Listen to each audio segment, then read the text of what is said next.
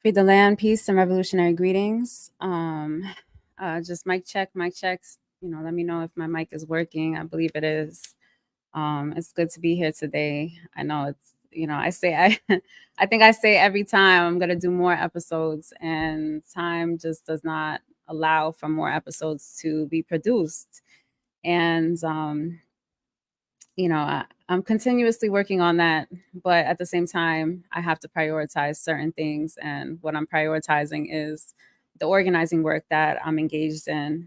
And obviously, work. Work is important too. Oh, and let me not forget my son, because that's a whole other form of responsibility that I have. And it's definitely, yeah, it's definitely a big portion of my life. Um, but yeah, so the last few episodes, I was more often focused on certain contradictions when it comes down to self and the internal contradictions that I think exist, but how we connect those internal contradictions to the external, I think is also important, and which is some of the previous episodes that I've been touching on. But today's episode, I feel like I wanted to kind of start getting into the more political topics, I think, that are, relevant, and, obviously certain things that are currently happening, which I think align with my desire to discuss, criminalization. I think it's something I was researching recently. I've been doing a lot of research actually on, criminalization, and historically that criminalization that has occurred here in the United States, and predominantly of African people, who try to organize themselves, and the criminalization of organization, but more specifically not just organization but nationalism. I think is a major, um, is has been historically criminalized. And so that's some of the research that I'm actually doing. Hopefully in some future episodes I'll go into that more specifically on how nation building has been criminalized. But I think today's episode will be a little bit of a more broader conversation, and I think that I'm pretty excited for. So the first thing I do want to talk about is this term democracy, as a contradiction itself. I think democracy, I think, is confusing for many people, including myself. I don't think that I really have a grasp on these terms, and I think I think that's I think that's purposeful, right? I think they don't want us to understand what a democracy is. What does democracy look like? I think we have to understand that democracy may not necessarily be what we think it is in terms of, you know, um, I guess in terms of revolutionary. If I'm thinking about revolutionary practice, and I think about democracy, I think sometimes, in my own opinion, democracy is overused, or this word democracy, or this desire for democracy, is overused. And I say that for a reason, is because even in my own research of the history of democracy, where it stems from, predominantly a European concept, in my opinion. Where it stems from, obviously, our language is, uh, you know, derives from, Europeans. And I've been doing some research. I read a lot, and I came across this one article that talks about fascism, socialism, and democracy, and puts into perspective that democracy is really just this, um, these individual rights, right? So, like, we want to make sure that all people have rights, and I think that in the most simplistic way of saying democracy is just that, ensuring that all people involved have rights. And I think that that's commendable, right? I'm not saying that that's not something that we all should be striving for, but I think that it's been, when we think about so-called American democracy, we think about even how European powers, whether it's the United States or other European powers, enforce so-called democracy onto other nations. I think that there is an issue with this term democracy. I think it's and then we go ahead and try to enforce so-called democracies, or think we are engaging in democracy, and then I think this creates confusion. I think it creates unnecessary work that I want to push back against. And so I say that I think obviously, yes, it's something that could be beneficial to people, but I also say that unless it's transformed in a revolutionary way, and even then, it still needs some form of criticism.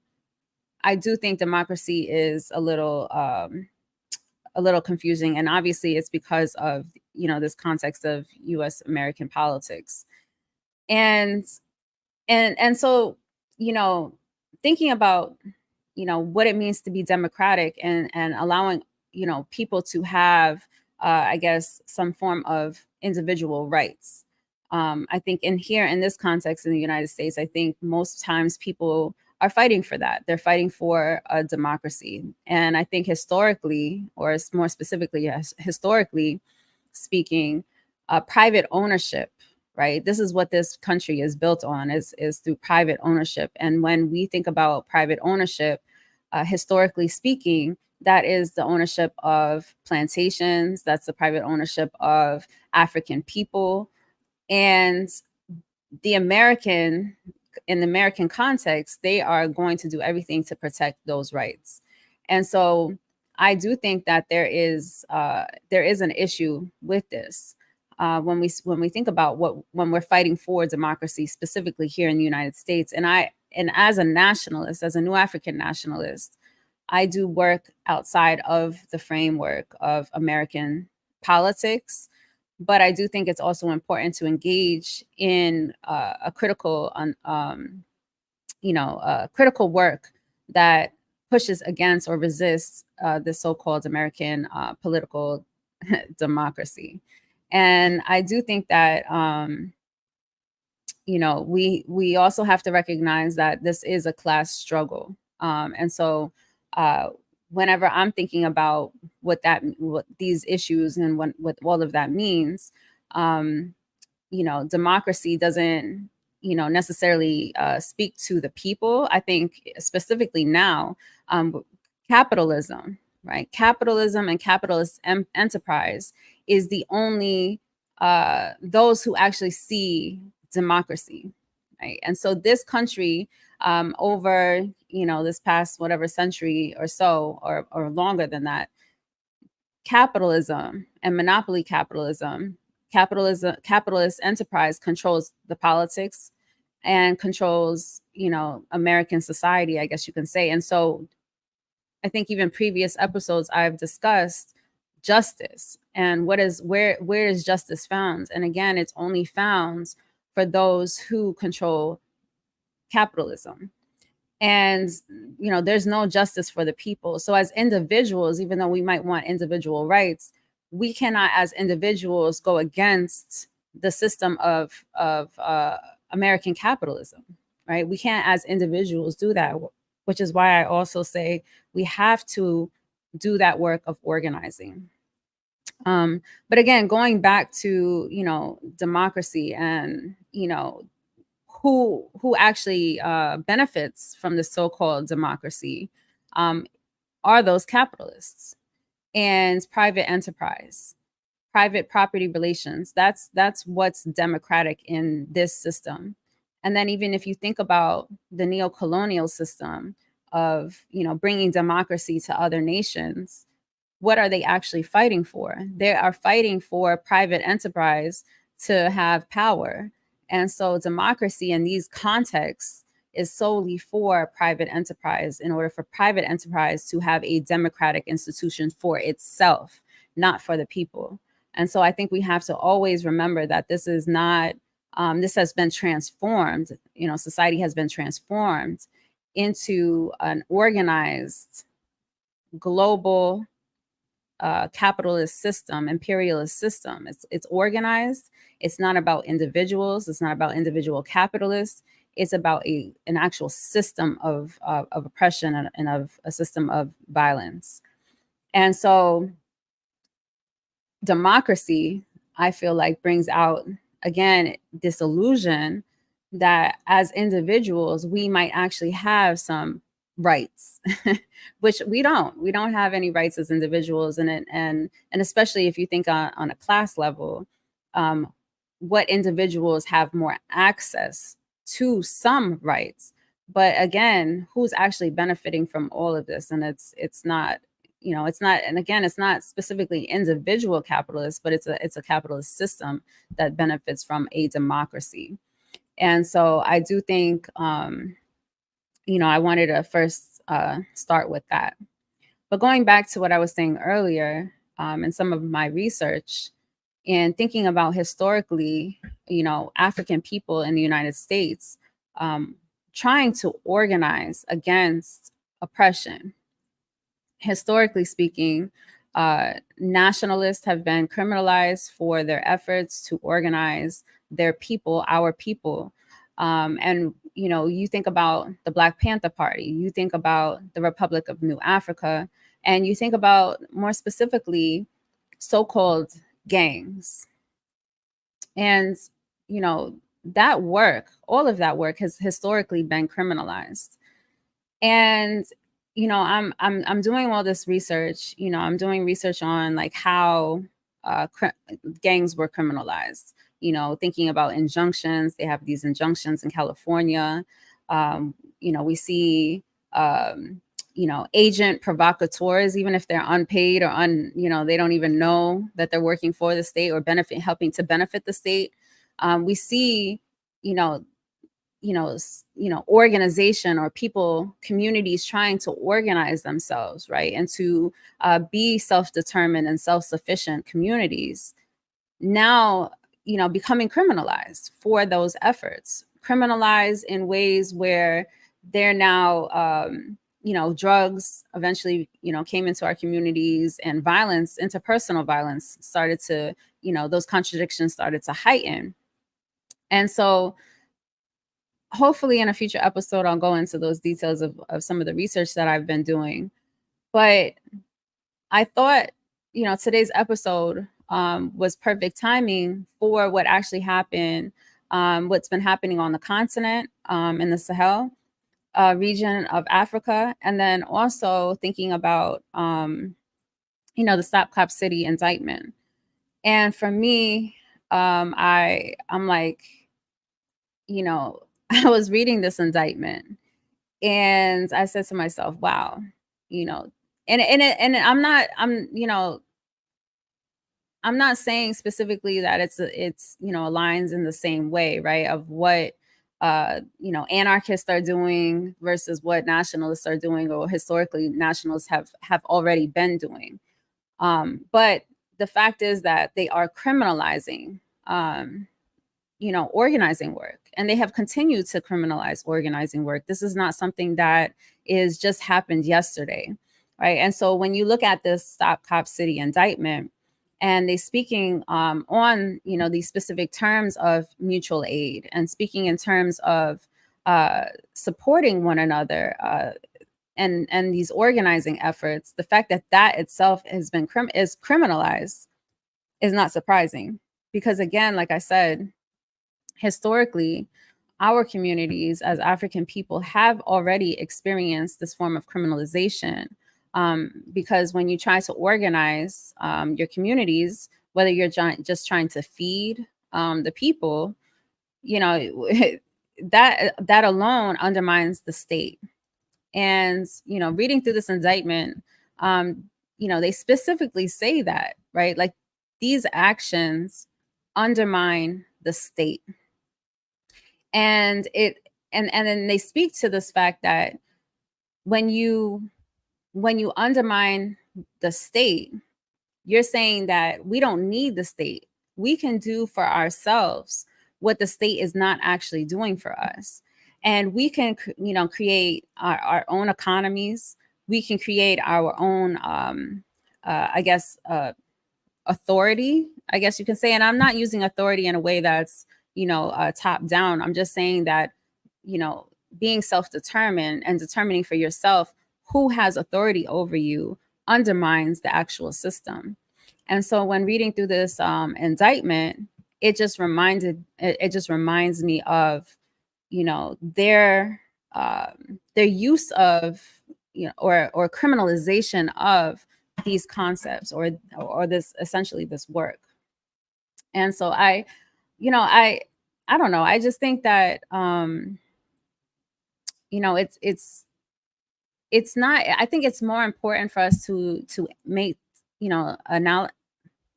to analyze this, right? And I say that is because, going back to, let's say Kwame Nkrumah, he said, first, you need to know your enemy. And we have to understand what our enemy is capable of. We have to understand what our enemy is going to do. And first off, they're going to delegitimize the work that we're trying to do and we're striving to do, just as they did with the Black Panther Party, just as they did with the BLA, blah, just as they did with the Republic of New Africa. They criminalized our efforts because they're saying that we are undermining their efforts, and their efforts are solely for profit. Their efforts are, we are supposed to just exist in order for them to exist, and in order for them to exist in the way they do, which is, of course, exploitation. We need to be exploited, and if we're not willing to be exploited, then we're doing something wrong. Then we're actually breaking the law, right? Because the law only works in their favor. And they'll use they'll use things like, or try to justify, right, their criminalization. Obviously, if you read the indictment, they're justifying these claims by connecting it to the destruction of their property, right? They're justifying these claims and connecting it to, networks of people supporting other people, and saying that, we don't want the police in our communities. It's very similar. We don't want the police policing us. And we have to recognize what the police is here to do. The police is here to keep us in check. And so if we can't be kept in check, then again, our movements are going to be criminalized. And I think I think these contradictions are, important to highlight. I think, for me, for one, with the work that I'm striving to do, when it comes down to nation building, is think about why, what happened in the past, so that we can, correct and move forward in the future. And so I can't necessarily, we know the contradictions that exist internally, right? These internal contradictions. We can talk about, Mama Safia Bukhari, who speaks on the internal contradictions that happen within the Black Panther Party, who speaks on the internal contradictions that happens within self, from a moral perspective. But the external contradictions are also important to recognize. And in this case, the state being that external contradiction. And how do we overcome those contradictions, I think is an important conversation to be had. Unfortunately, the state has pushed us to a point where majority of like mutual aid, unless it's ran under like a nonprofit, they will see it as a threat.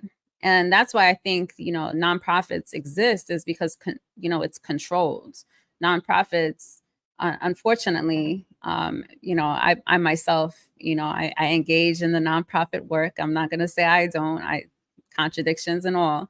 But the nonprofit is there so that we can be controlled. So they, obviously the funding, where our funding comes from, not everyone takes funding from everywhere, but at the same time, it's still controlled, as far as why we're allowed to actually do mutual aid. I mean, even if you go to certain states or certain counties or whatever, you need an actual permit just to hand out food. You know, they'll try to criminalize you just for handing out food.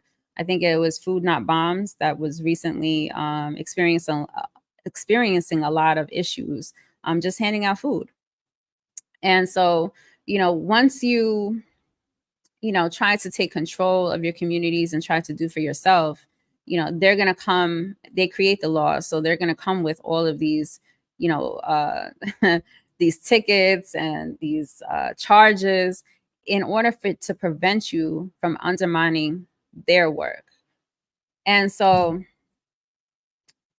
you know, the conditions are getting tougher. I went to the grocery store yesterday, and you got to see what I got.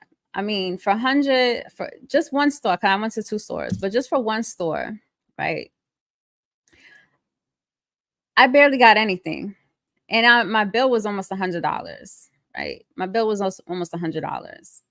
What it takes for me to actually make $100 is actually fairly ridiculous. Like what I have to do just to make that $100, just to pay for those groceries. And when I say I barely got anything, right? When I say I barely got anything, they create the conditions to which I might have to step aside from my day job and find ways to make money, right? How can I actually afford the food in the grocery stores? How can I actually afford the gas? That the prices are rising, right? I can't. I went to the gas station and I was like, I think right now it's 40 cents higher than it has been in this whole past summer winter season. The groceries are extremely expensive. The cost of supporting my son, right? Like I had back to school, right? I had to think about I had to buy uniforms. I had to I have to pay for after school care. Mind you, I got the cheap after school care because the actual after school care that I thought I was going to be in was probably 3 times as much as I actually spend going through his school. And then they make it really difficult too, right? If I'm going to put him in after school, I have to pay on a weekly basis, and I have to pay by a certain time. Otherwise, if I don't, they add on a $10 fee. If I'm late to pick him up, I have to pay $10. But if I'm late a certain amount of times, then I get kicked out of the program, right? So they make it difficult, really difficult just to survive, just to everyday life, just to survive everyday life. And that's just me, right? That's just me. I have, and everybody knows, if you know me, right? I'm involved and I'm engaged in so much work and time. I don't have time. I really don't have time. So cooking food. When do I have time to cook food? When do I have time to take my son to these extracurricular activities, right? It cost me $120 just to put him into soccer. And then I still have to buy soccer cleats, right? And then again, I'm going through county programs. I'm not even going through private programs. And so you think about all of these things, the pressure, and I'm a single mother, right? I'm a single parent household, I guess you can say. All of these things, the pressure of everyday life. Some folk don't have community. And I have community, but at some point, sometimes community is very limited, especially I'm in a new place. But imagine that, right? Like I don't have childcare. My son, if you see me, my son goes everywhere with me because I don't have childcare. And so it's like the pressure that is getting put onto the people, to especially African people, is so high that it's going to create reactionary behavior. It's going to create the contradictions are going to continue to heighten. And so we're going to need to seek out alternative forms of survival. And unfortunately, because we've been individualized, I'm so focused on myself.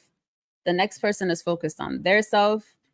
And we tend to react in an individualist way.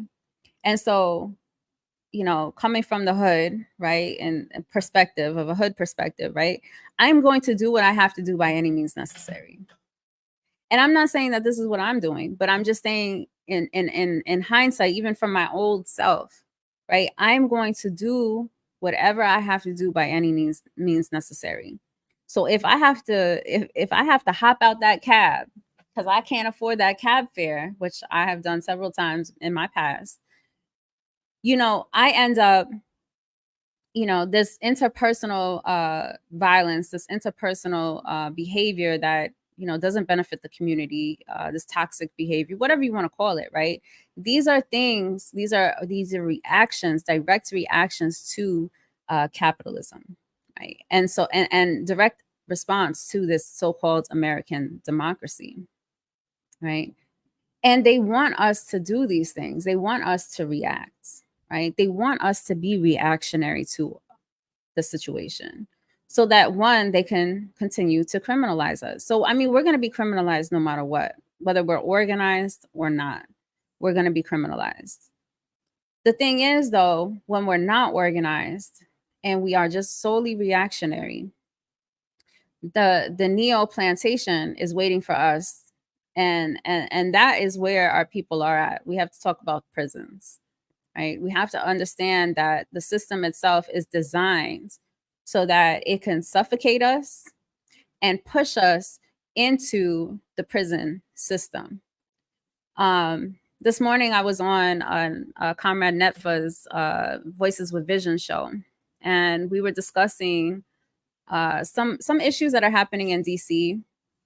One was the unemployment gap. So jobs, right? Like all these jobs that they're creating, but not everybody has access to these jobs, right? And so you have a lot of people who are experiencing, especially, specifically African people and Black people, new Africans here in the United States, are experiencing unemployment, right? And so what does unemployment do? It creates the condition so that when you are trying to actually make a living, pay for your rent, do all the things that we have to do on a daily basis, you might have to go at it by any means necessary, right? And so you're dealing with unemployment, right? Then you're dealing with these stores. Another topic we talked about was a major grocer leaving a specific neighborhood in DC because they're complaining about theft, and they no longer want to sell certain items. They're only going to sell private label and whatnot. And so what happens is, you think about these issues, right? People are doing what they have to do. They might be stealing because they need the items. They might be stealing because they want to sell the items secondhand, right? And so again, they're creating the issue of unemployment or low wage work. Then people are going to go out and do what they have to do by any means necessary, right? And then how do you get to work? How do you get to work, right? If there's no transportation, there's no public transportation, no reliable public transportation, no affordable public transportation. And so you got to get to your job and you ain't got no money, or you want a new job. You want to go to that interview, right? And you can't afford to get there, right? Because you have to, and then you go and hop that train. And then the pigs, they come and they catch you hopping the train, and then you got to deal with this ticket or potential arrests if, let's say, if you don't have an ID on you, right? And so again, it continues to create these conditions, right, where we are criminalized, and they're criminalizing us because they're able to create the conditions that we are going to respond and react to those conditions that they're creating. And so, and then you have no political power, right? So you don't have any political power or say about policing, right? You don't have any political power or say about the jobs that are created. You have no political power or say over the education that, or lack thereof. And so what are we supposed to do? right? And so now I say to myself, well, we got to be organized. And so you think about what the Black Panther Party was striving to do. You think about what Marcus Garvey was striving to do. You think about what the Republic of New Africa was striving to do, was striving to be self-determined because they understood the conditions that existed, right? They understood what they, right? Not, they weren't academics, right? They weren't people who existed outside the community, right? They actually lived in their own communities. They organized in their communities. They organized the people that were directly affected with them, right? And they said to themselves, we gotta change these conditions, right? They're committing acts of war against us as African people, and that's historically. The act of war started on the continent through the initial form of colonization, right? The initial form of enslavement and trade of African people, right? They created these conditions of war. And so through our resistance, the Maroons, through our resistance, the Pan-Afrikan nationalist movements, right? Through our resistance, we are criminalized because, again, we undermine their legitimacy. They do not stand on any legitimate grounds, right? What is legitimate about the system, other than the fact that it's only legitimate because it supports capitalism? Capitalism is the only thing, or only entity that has benefit, right? And so when we undermine that, right, we are no longer saying that they are legitimate, right? They don't have any legitimate forms of power. And so they are going to create the laws. They are going to prevent political power from actually happening within our communities. And so they're going to do that. And they're going to criminalize us. They're going to paint us as violent actors against the state.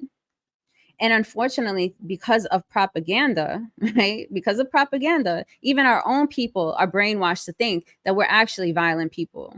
Our own people are actually brainwashed to think that we're doing wrong by resisting a cop city. We're doing wrong by appropriating funds from the capitalists, right? We're doing violence by organizing, by being organized. And we have to recognize democracy is about, in this context, is about separating us, right, as individuals, and saying that, oh, you need to have rights, and you need to have rights, and you need to have rights. So therefore, you need to attack each other. We have to attack each other, right? We have to attack each other so that we can get what we want as individuals, right? I have to go against you because my individual needs are more important than your individual needs. It goes back to my last episode about, my family, going out and getting these pig positions and whatnot. They want us to be divided. They want us to see ourselves as a part of, as having opportunity within the system, right? And so they want us to go out and get these jobs that go against our own people. They want us to do that. They want us to violate each other, essentially. And so even when these so-called gangs existed, you had people who came in, and I would call them agent provocateurs, even if they were not directly working for the state, or maybe they were, right? There's that conspiracy. Maybe they were, but going into the community and creating the contradiction to organization, right? Creating the contradiction and pushing the drugs and pushing the I can get rich quick by selling those drugs, and pushing this hierarchical infrastructure of where only a few will do well and others, are going to strive to do just as well. So they're going to do whatever they can to get to that level too. Now we see it and through celebrity worship, right? We see it through where a lot of times people think that they're going to get to the top because they're going to become this, have these opportunities. Like, you have black faces in high places now, so-called, right? And and pushing people to, by any means necessary, get to those positions. And so they're going to rob, kill, whatever they have to do to get to those positions of power, because again, we've been infected with this the system and the way that these Europeans think and the way these Europeans destroy and are built off pure destruction. And I think personally, I think we have to challenge that, right? We have to challenge that narrative. That's why this Black Power media is so important, because again, it goes against the propaganda that typically that we see our families regurgitate, thinking that this one is a democracy and that they have access. They have access to resources, access to money, capital, whatever. And it's false. It's false thinking. And I encourage us to be more resistant. And I understand that there's going to be a lot of people even here that come to Black Power Media that might not think like this. And I might, and at times I'm like, should I even do this episode? Because am I speaking to my, just the same people who already understand this? But I also recognize that there are people that may not understand these concepts, that don't think the same way. I run across people all the time who want solutions, who understand what actually is happening. They might be conscious, but they're not politically conscious. And the politically conscious folk might be politically conscious, but they're also not conscious of what's actually happening in their communities because they're so far removed from our communities. And so I think we have to really, find ways to bridge that gap, which is why I came here today to have this conversation, or to bring this topic up, and because I don't know, I think it's really important. I think it's, to really think about, what's happening today, contemporary, but we have to tie it historically. When we see this indictment, folks are acting like this indictment is new, like this is something that like hasn't happened before. And at first I think I was baffled, right? Like when I read the indictment and I said, wow, they really just criminalized mutual aid. And then I said to myself, wait a second. Nah, they've been doing that. They did that with the Black Panther Party. Like that's exactly what the Black Panther Party was doing. I mean, they might have called it mutual aid, but I mean, let's think about that, right? Those survival programs are mutual aid. And that was in fact criminalized. They literally built a program, COINTELPRO, in order for political dissent to be criminalized. And they created those conditions, those contradictions, right? They wanted those contradictions to thrive. And so I lost the word that I was trying to use, but they sold, damn. But they divided people within the movements, right? They divide people within our movements. And that, again, that's propaganda, right? That's propaganda working and creating, these issues within ourselves, these contradictions, these internal contradictions, more specifically, to benefit the state. And so we have to be clear on that. Like, this is not something that is just happened yesterday, right? This indictment, right? This criminalization of mutual aid and collective organization. This has already been happening for African people. You're just now seeing it.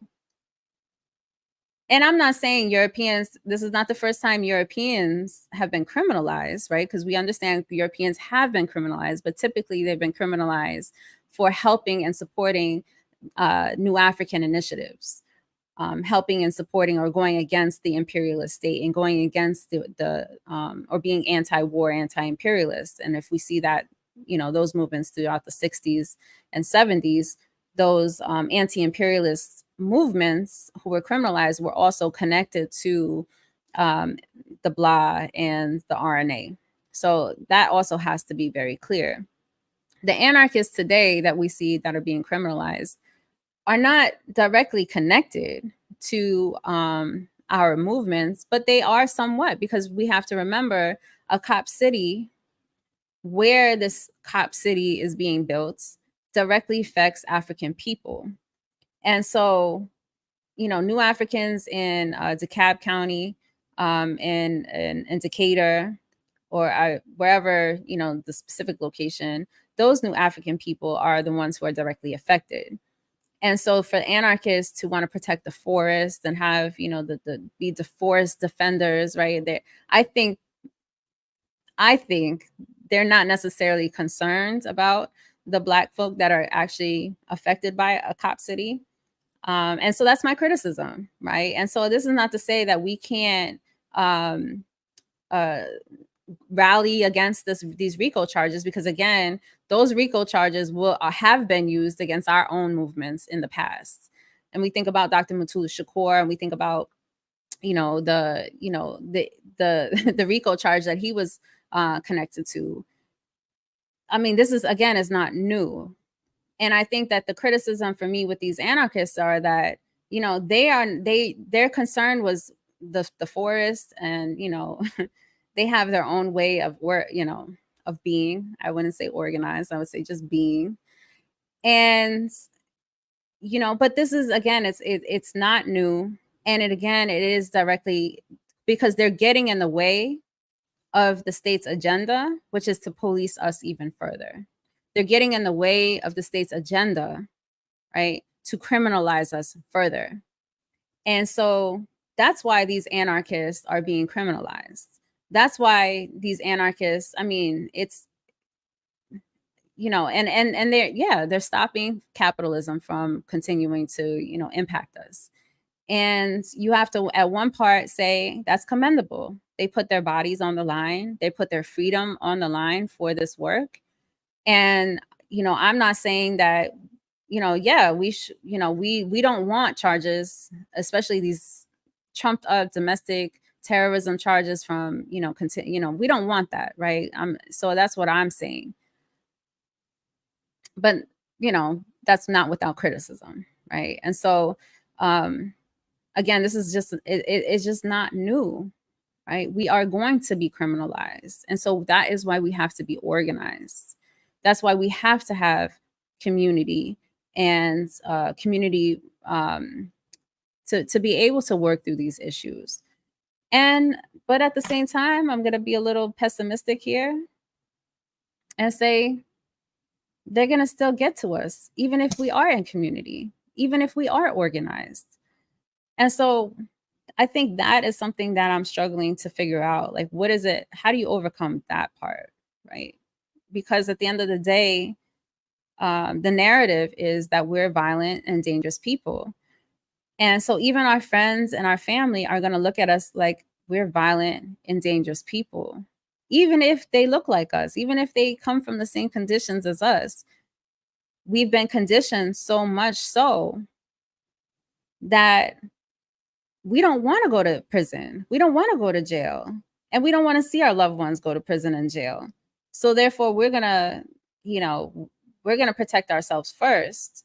And so if we have family members who are involved in these types of movements, we're going to look at them and being like, why are you involved in that? Don't be involved in that. You can come over here to the light side of things, the I guess you would say the white side of things, the American democracy side of things, and live a comfortable life. And all you have to do is turn a blind eye to exploitation. All you have to do is turn the blind eye to policing and police violence. All you have to do is be liberal. And so our own families are going to look at us like criminals too.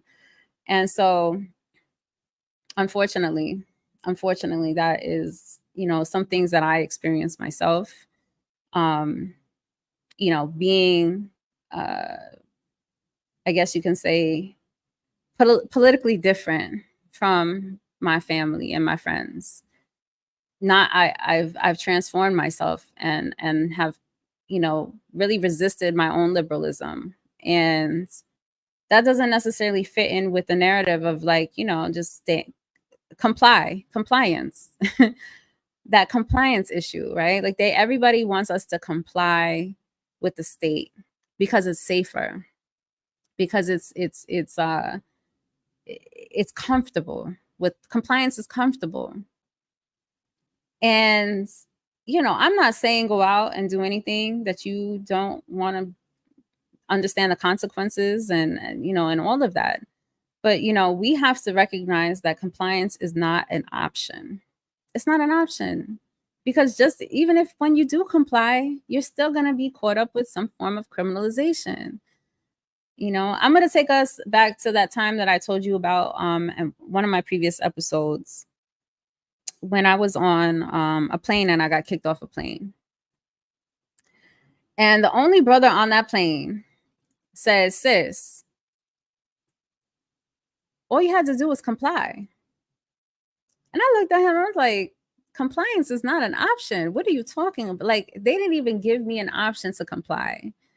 The minute that I opened my mouth, the minute I said I'm not on my phone, is the minute that she said, "I'm calling the marshal, I'm calling the pigs, you got to get off the plane, you can't be here anymore." When was compliance an option? When is compliance an option? Don't we comply every day? Don't we go to school? Don't we go to work? Don't we do all the things that they want us to do, and we still are criminalized? Where is compliance really an option here? We do comply. That's the problem here. We continue to comply. And every time we comply, we still are going to be the ones who are going to prison or jail or shot dead by the police, because the police don't ask questions. They shoot first. When is compliance an actual option? So that really irritates me. That really irritates me when people say that, because I just know that it's just not an option. Anyway,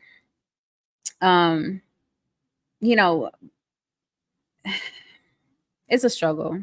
I struggle here. But anyway, criminalizing political dissent, right? We're criminalized whether we comply or not.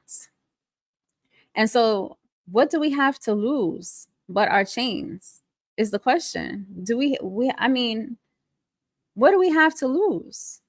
We're going to be criminalized no matter which way we go, whether we organize for self-determination or whether we go outside and try to get a good job and try to pay our bills and try to pay our car insurance.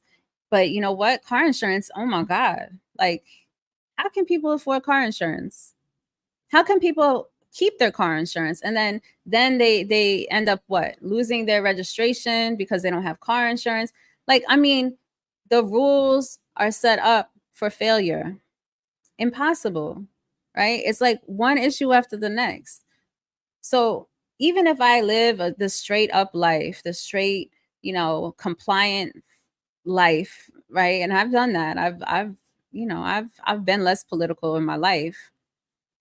It's still not possible to be caught up in a situation where I have to seek alternative means in order for me to survive. And so that criminalization of survival is going to happen regardless if I'm organized or not. So that's why I say we have to be organized, because there is no way that I can continue as an individual to keep doing this by myself. There's no way. There's no way. I know that I need my comrades. I know I need the members of the community, first and foremost, to be on the same page as me. Because we need the people. We need this to be, we need the people, right, to transform the society, because we're stronger in numbers. We're not stronger as individuals. And so they want, like I said, they want us to be individuals, and they want us to go out there, and so that we get caught up as individuals. And then what happens when you go into prison as an individual? Well, you go and you do your time. You come back out. You ain't got nobody. You ain't got nothing left. You ain't got nobody. And then you end up right back inside or dead. I mean, let's be real here. There's no benefit to being individual. There's really no benefit to any of that.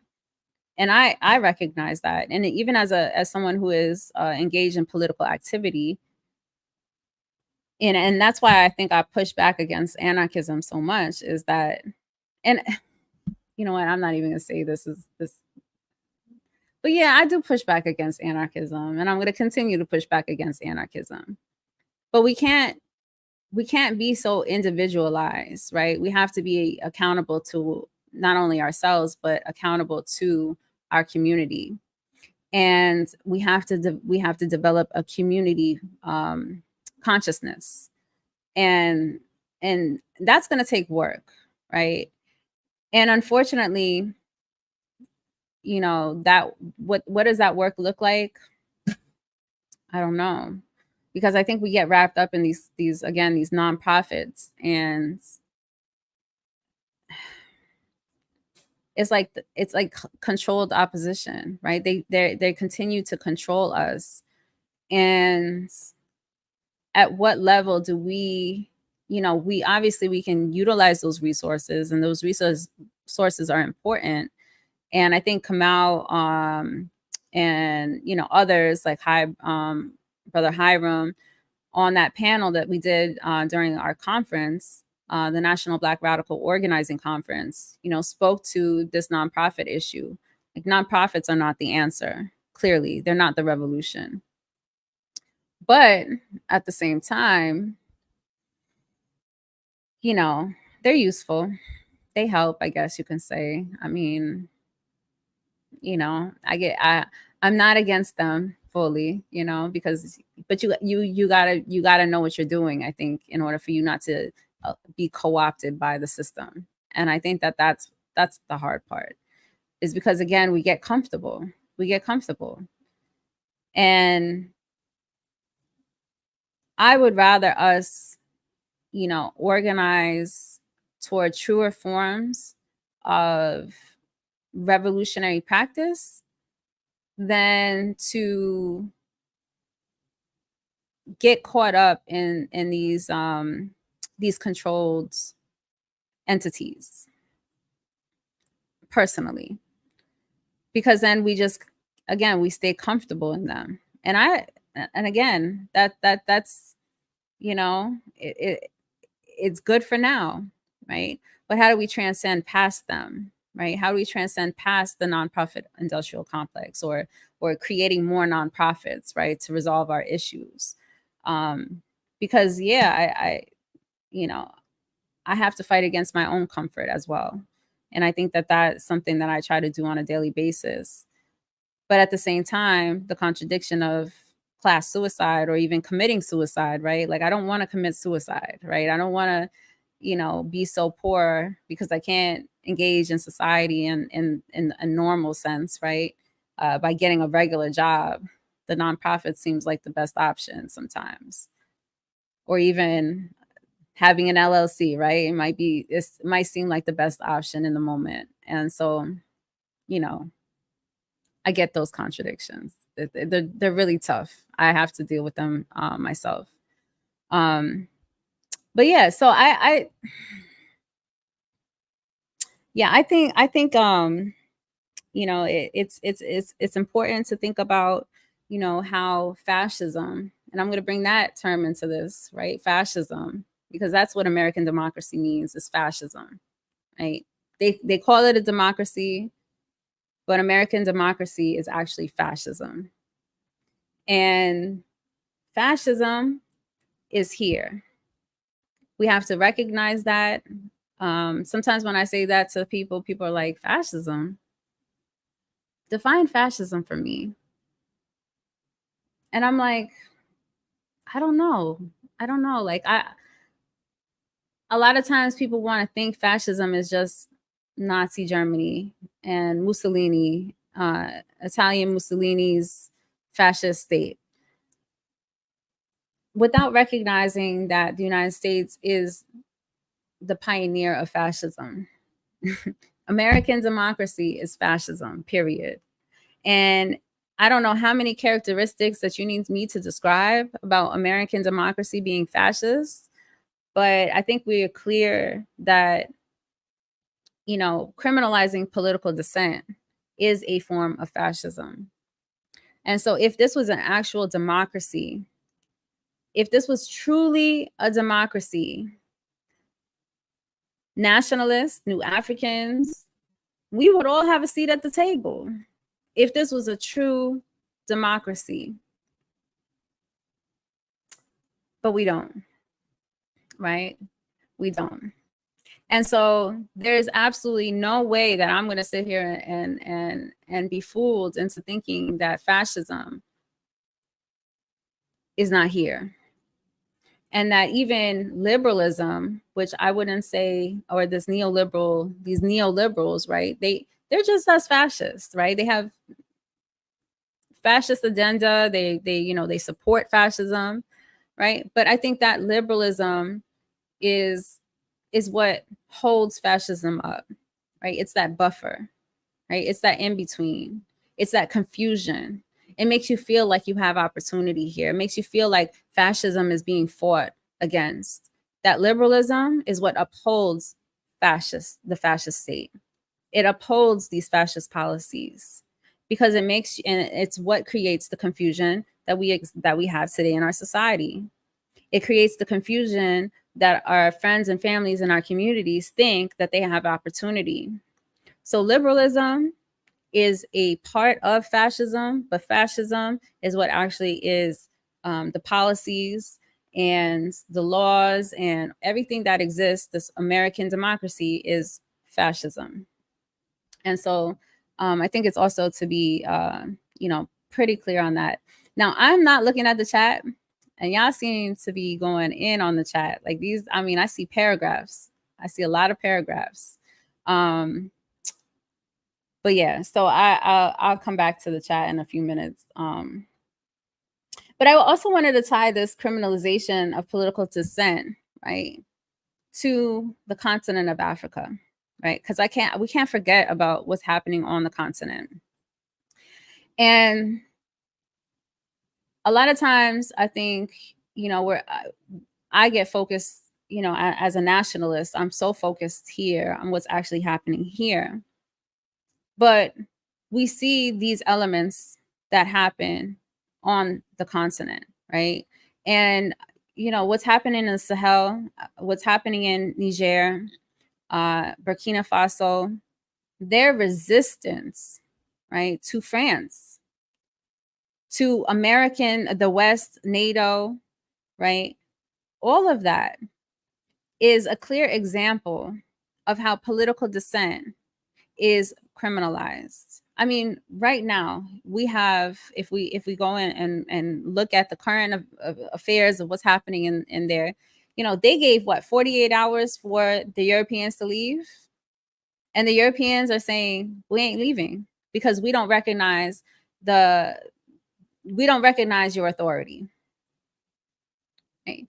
And it's crazy to me how Europeans can just show up, right? Can just show up and have so much political power and political, and obviously this is historical. It just didn't happen overnight. But it's amazing to me how Europeans get to decide who's legitimate, whose power is legitimate within the African or even new African communities. It's crazy to me. And then as colonized people, we just go ahead and say, sure, that's okay. Right? You can have political power because you know what's right. Like why do African people, new Africans, allow for Europeans to decide their destiny? It's wild to me. When you think about what is it, ECOWAS, and you think about Nigeria threatening intervention, or even thinking about what's happening in Haiti, Kenya sending troops to Haiti and intervening in American and colonial affairs, right? What, like you're sitting here telling me that you're allowing Europeans to dictate the destiny of African people. That makes, I mean, I'm trying to understand the logic behind that, which I can't understand the logic behind it. I think it's important to talk about. You know, I think many people on this platform might agree with me. I don't want to just be talking to myself either. You know, so I'm going to raise these questions and raise these contradictions. But it is a major contradiction for us to even to not raise our voice against even our own people who support the colonial project. I mean, we have to continuously raise our voices against that too, as well, because you know the house Negro is just as much of a problem, right? And there's a lot of house Negroes everywhere. They're on the continent. They're here in North America. They exist in South America and the southern region of the Americas, I guess you can say, and um, you know, on the Caribbean, in the Caribbean, and all of that, right? And so, you know, I think it's you know, it's crazy to even think that we trust the European colonizer after all that he has done, all of the destruction. And so when I think about why that is the case, it's because it's a select few who benefit from the destruction of many.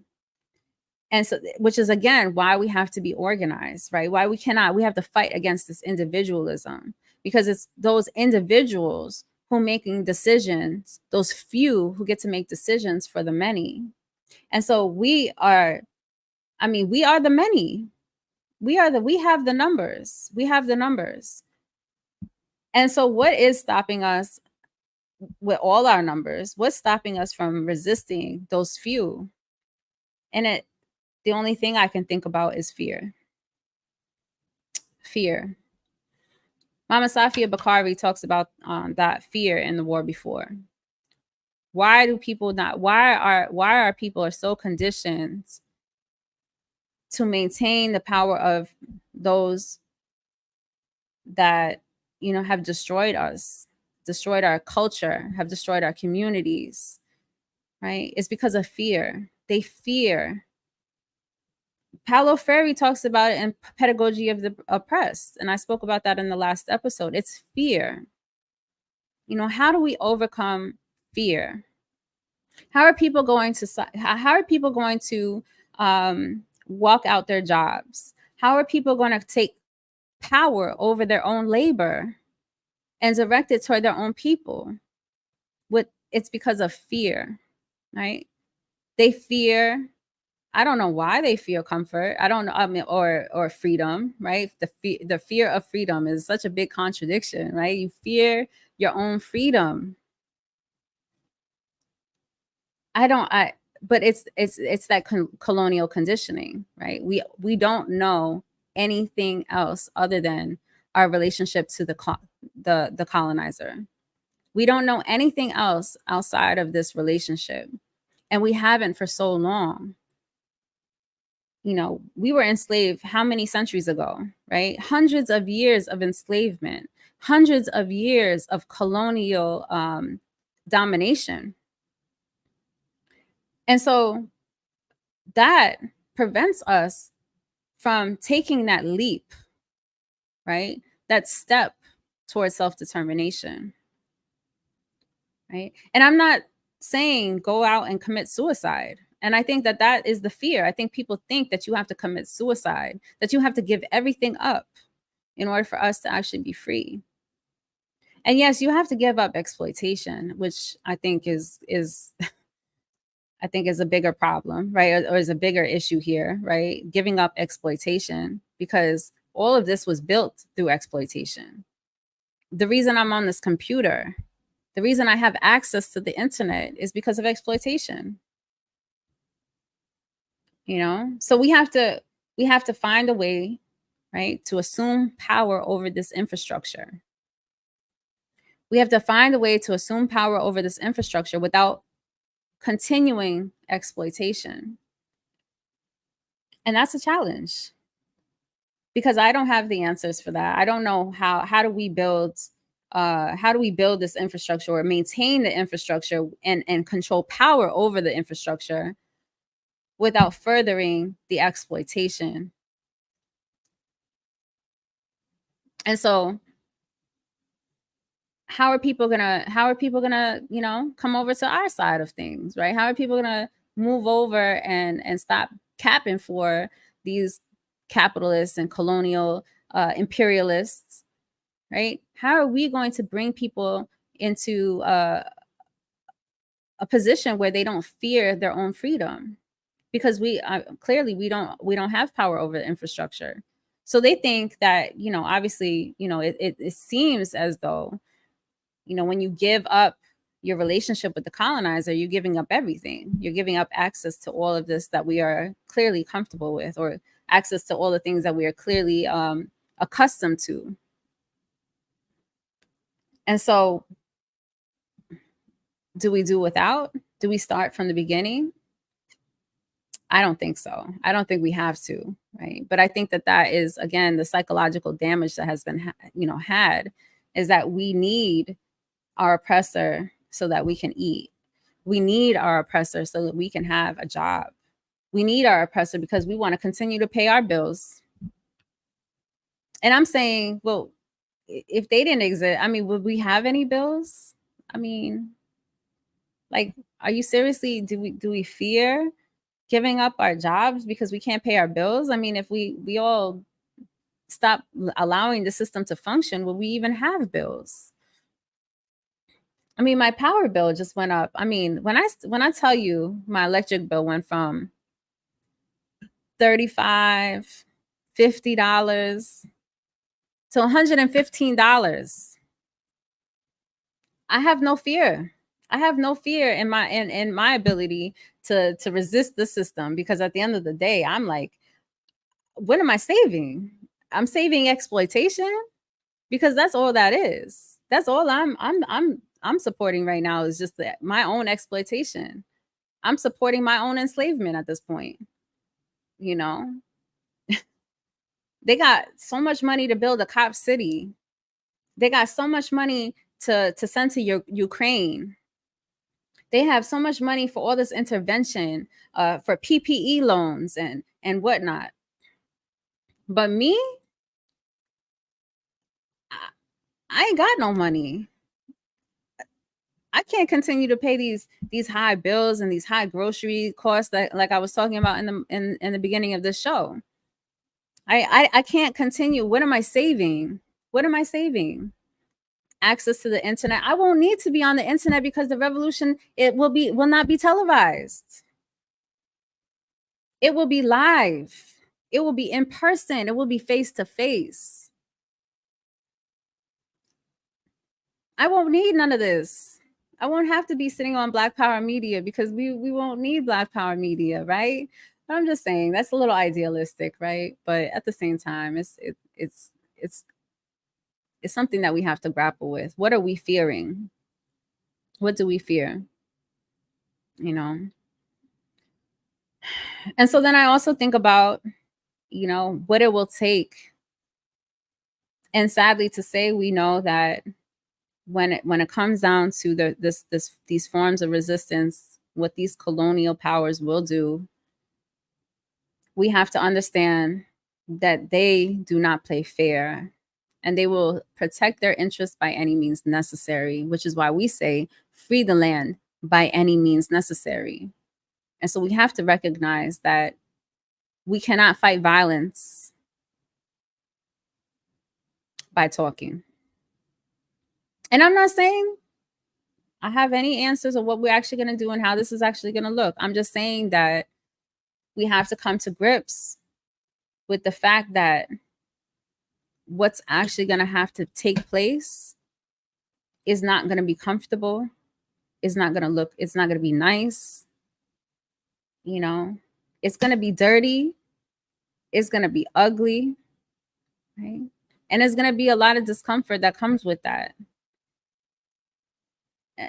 And so I have to push back against some of our liberalism, because a lot of times we insert a lot of liberalism into our movements, right?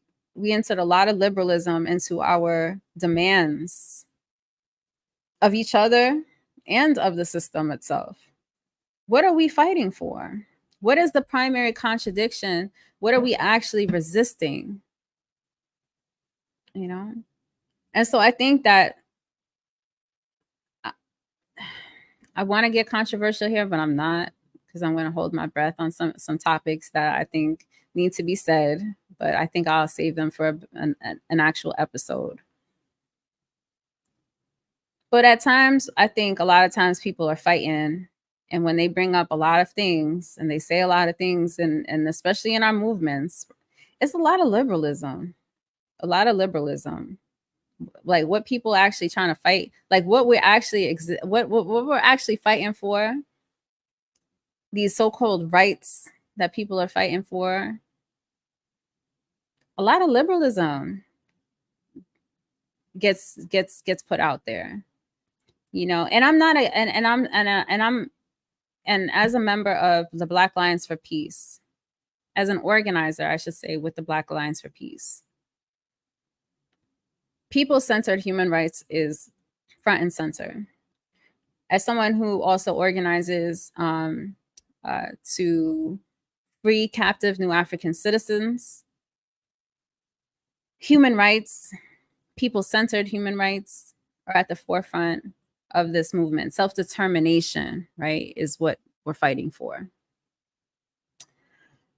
And so I recognize that all people within this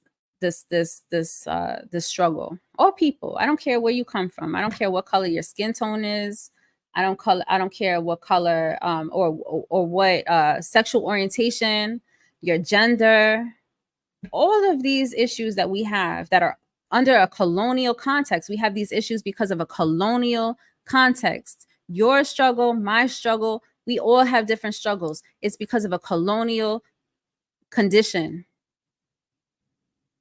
And my fight is so that your issue and my issue, all of our issues combined, right? Those things will no longer exist. So I cannot sit here and focus on all these single issues. I can't focus on the colorism and the gender issues and the sexual orientation issues. And it's not to say that these issues don't affect me. They do affect me. That's my point, is the fact is they do affect me too. But I'm not going to sit here and spend all my time on these single issues. And again, I understand that we're still in a colonial context. So still, when we walk outside, right, we still got to deal with reality, right? The issue of colorism and the issue of gender and the issue of discrimination against all people of African descent in these, you know, issues, all these minor issues that we all experience, right, still exists. It's not to say that none of us are safe outside. None of us are safe outside. That's the point. None of us are safe outside. So the work that we're doing is to address the primary contradiction, which is fascism. The primary contradiction of our colonial oppressors. The primary contradiction of capitalism.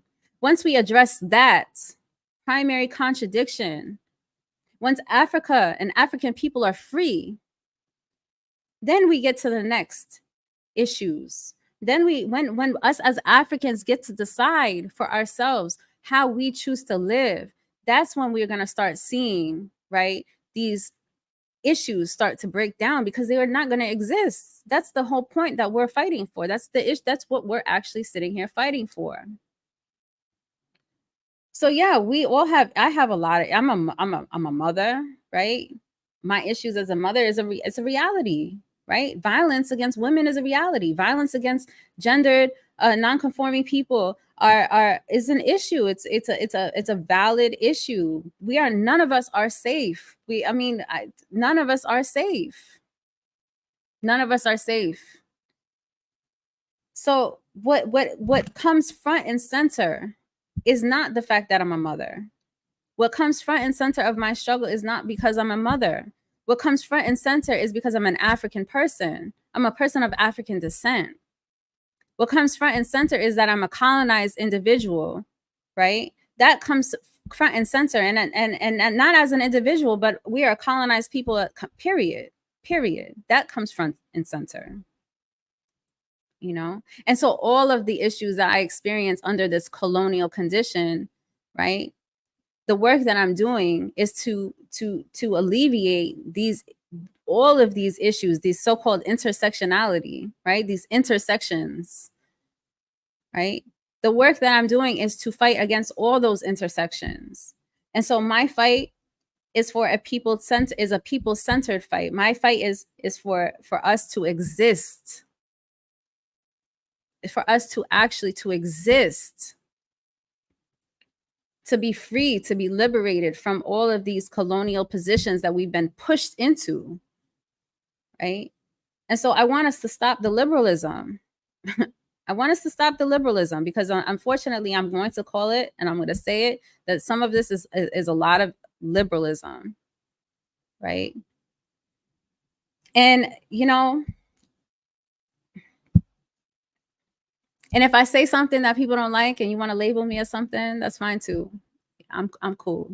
I'm cool. Trust me, I'm cool when I say this, because at the end of the day, right, like I don't fear, right, being cast out of people's respectability politic, right? I don't fear it. I'm not fearing, you know, saying something that somebody might say, oh, you're oppressing me, Coco. No, I'm not oppressing you. No, I'm not, actually. I don't have enough power to oppress you. You know who's actually oppressing you is this colonial system. That's what's actually oppressing you. These fascists are actually oppressing you. These liberals are actually oppressing you. The system of liberalism is actually oppressing you. The same system of liberalism that makes you feel like your individual needs are more important than the community's needs. That's what is oppressing you. And so we need to stop fighting for these single issues.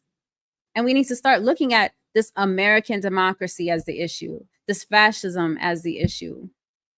You know, I'm talking about criminalizing political dissent, and then I started, you know, to get off a little bit. But you understand my point, right?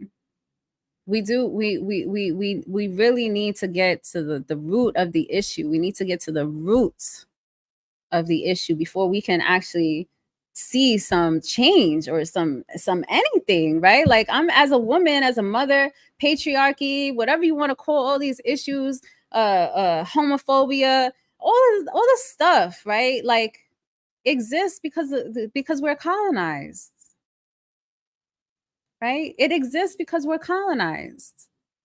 And so once we actually fight against the you know, our own oppression and all of this, when we fight against this fascism, when we really actually put political power in the people's hands, the people will decide for themselves what needs to go. And so then we will have a society that, you know, I can walk free outside and know that my body is not going to be violated, right? I can walk free outside and know that, you know, I'm not going to get robbed because, you know, or whatever, you know, like that, like that's the point here. Like, we have to understand, like, we have to know our enemy. We have to know exactly what we're fighting against. And unfortunately, I think a lot of us, and I've been there too, right? Because again, I didn't get here. I didn't wake up, or I wasn't born with this way of thinking. This is developed over time. But to always rely on my own oppression. Oh, I'm a single mother, you know, feeling so bad for myself. Yeah, like, shit is hard, right? This shit is really hard. But at the same time, I'm not gonna just fight because I'm a woman, and front and center, oh, you need to respect me because I'm a woman, and you're a patriarchy, and you're patriarchal, and you're this and you're that, and you're, you know, queer phobic, and you're this and that, or you're colorist and all that. I'm not gonna spend my time and my energy on those issues when I know that there's a bigger fight that I need to work toward. And so unfortunately, that's gonna mean I have to still sit and live in discomfort. That's gonna mean in the interim, I'm gonna still have to deal with violence, because how are we actually escaping violence if all we're doing is is fighting against these single issues, the violence is still going to exist. It's still going to continue. It's still going to continue unless we tear down the actual system that puts these issues in place. And so that's where I put my energy. That's where I aim. That's where I'm aiming. You feel me? That's where I'm aiming, right? And so, you know, and a lot of this is coming up because I deal with this on a daily basis as an organizer, you know, as someone who is in community with other people. You know, I have these conversations on a regular basis, you know, especially, you know, even, you know, this conversation, like this topic of, you know, queer and, you know, fighting for queer liberation. Like, you know, we hear about this, right? And I struggle. I'm gonna be real upfront here. I struggle with it, right? I struggle with it. And I'm not saying, listen, I'm not attacking nobody for their struggles, right? I recognize, I see, I feel, I understand the struggle, right? I'm coming from a place of understanding. And I have these conversations. I have conversations with elders, a lot of new Africans, you know, and, you know, and we're very divided, right? We're very divided when it comes down to these issues. And, you know, we're really divided, you know. And I know a lot of people who are, I guess you would call homophobic, queerphobic, transphobic. I know a lot of people who are like that. You know, I do. You know, I know a lot of men who are patriarchal, you know. I know a lot of feminists who are abusive. Contradictions, right? I know a lot of I know a lot of people who are filled with contradictions, you know. And so I'm constantly challenged by these issues. I'm constantly challenged by these problems, right? And I say to myself, I understand we all not going to be unified. We're not, right? Like we're really not. But one thing that we can have some form of principled unity. And one thing that we can fight, that we can understand, is that we have a common enemy, right? We have a common enemy. And so you might not, your issue, you may not recognize trans rights, and you may not recognize women's rights, and you may not, everybody has their own issue, right? Like everybody has what they're willing to fight for, you know? Everyone has what they're willing to fight for, right? And so who am I to say whose fight is valid or not, right? Like, I get it. We're all, again, under a colonial context. What we're fighting for, what we experience as individuals is real. And so I don't apologize for, racist people, right? So I'm not going to apologize for people who are, violent against trans people. I'm not going to apologize for people who are violent against women. This is not an apologist. I'm not apologizing. I'm not, defending people, right, and their perspectives. But I'm saying, though, is that we all are colonized people. And so therefore, all of our issues matter, right? And so what won't be tolerated is more violence, right? What won't be tolerated, right, is more colonial forms of violence, right? Even if we're African people, we still, and we say, oh, I don't, trans people, like, no, you're not going to be violent against trans people, even if you don't agree. I'm not telling you have to agree with trans people, but you're not going to be violent to them, right? Like that's where I draw my line, right? And so I think that there's going to be some issues that we have to work out, right? Because again, we have a common enemy. And so when we actually work that out, what is that going to look like? I don't know. Maybe there's going to be more division. Maybe there's going to be more nations of people, or what we might redefine what nation means. right? We might have to redefine what nation means, but I think that we have to recognize that all of us have issues under this context. And so we have to recognize the primary contradiction first, and then find ways to, organize collectively in a principled way. And so that means that we all have to somehow suppress, our own biases. We have to and we have biases. We have to suppress our own biases for the greater good, for the greater, right? The greater work that needs to be done. And so, if you choose that you want to continue with the colonial violence and you want to be violent against people because of your differences, then truthfully, you don't want to be free. You don't want to be liberated. You don't. That's what I see. You don't want liberation, because we all have to be liberated, right? This is a people-centered focus. This is a human rights focus, right? So that is extremely important to recognize, and I might not have said that correctly. There's more to be said on that, more clarification that's needed.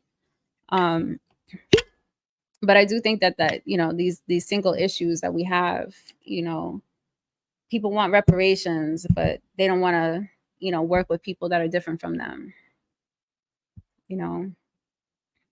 People talk about Pan-Afrikanism, but don't want to work with people that are Pan-African, that are African, because they're a little different from them. That shit is ridiculous, actually. That's a contradiction. It needs to be worked out. It really needs to be worked out, because I get challenged every day, right? Because again, like I said, I'm around transphobic and homophobic people, and I'm like sitting here like, like it really is tough, right? It really is tough.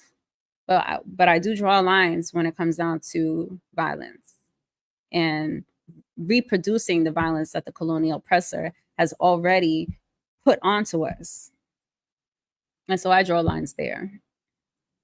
And I think we all have to draw lines there, personally. And if you don't agree with trans people, that if you have a reason for it, whatever. But at the same time, don't justify violence against trans people just because you don't agree. Like, you're just reproducing, again, the violence that the colonial oppressor has pushed onto us. And that's not right either. So, and just like these liberal feminists, right? Got to push back against them too. So abusive in so many ways. And it's not against any specific person, but it really is something that we should, confront, some contradictions that exist. Because it's like, the man hating, the Black man hating, I think I listened to that interview. I'm sorry.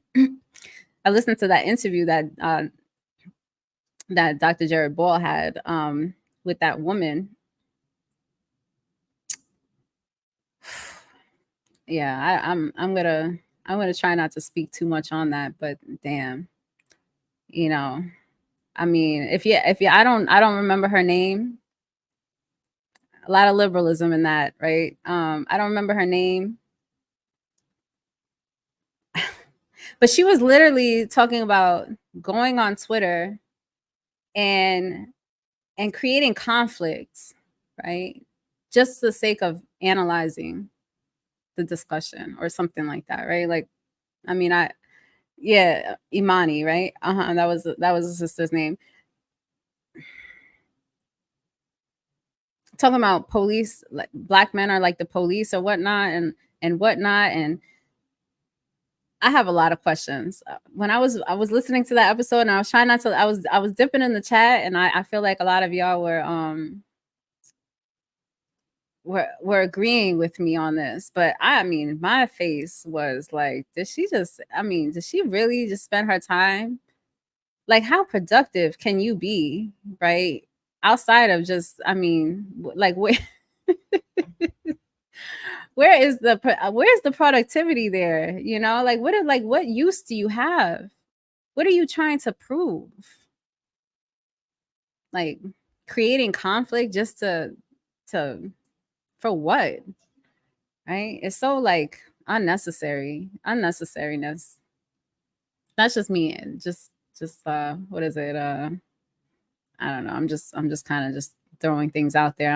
I'm somewhat looking at the chat, but I can't keep up with the chat. My bad. But anyway, um, but yeah. So again, I think that we have a lot of work to do. I think we hopefully this show helps to eventually develop into a show where these concepts and these issues can I can dive deeper into these issues. I want to dive deeper into these issues. I just don't have the time. I'm gonna be real. I didn't even have time to prepare for this show, and I put this episode has been in my mind for weeks now because, like I said, I'm doing this research on the criminalization of Africans in the United States, new Africans in the United States, attempting to build nations.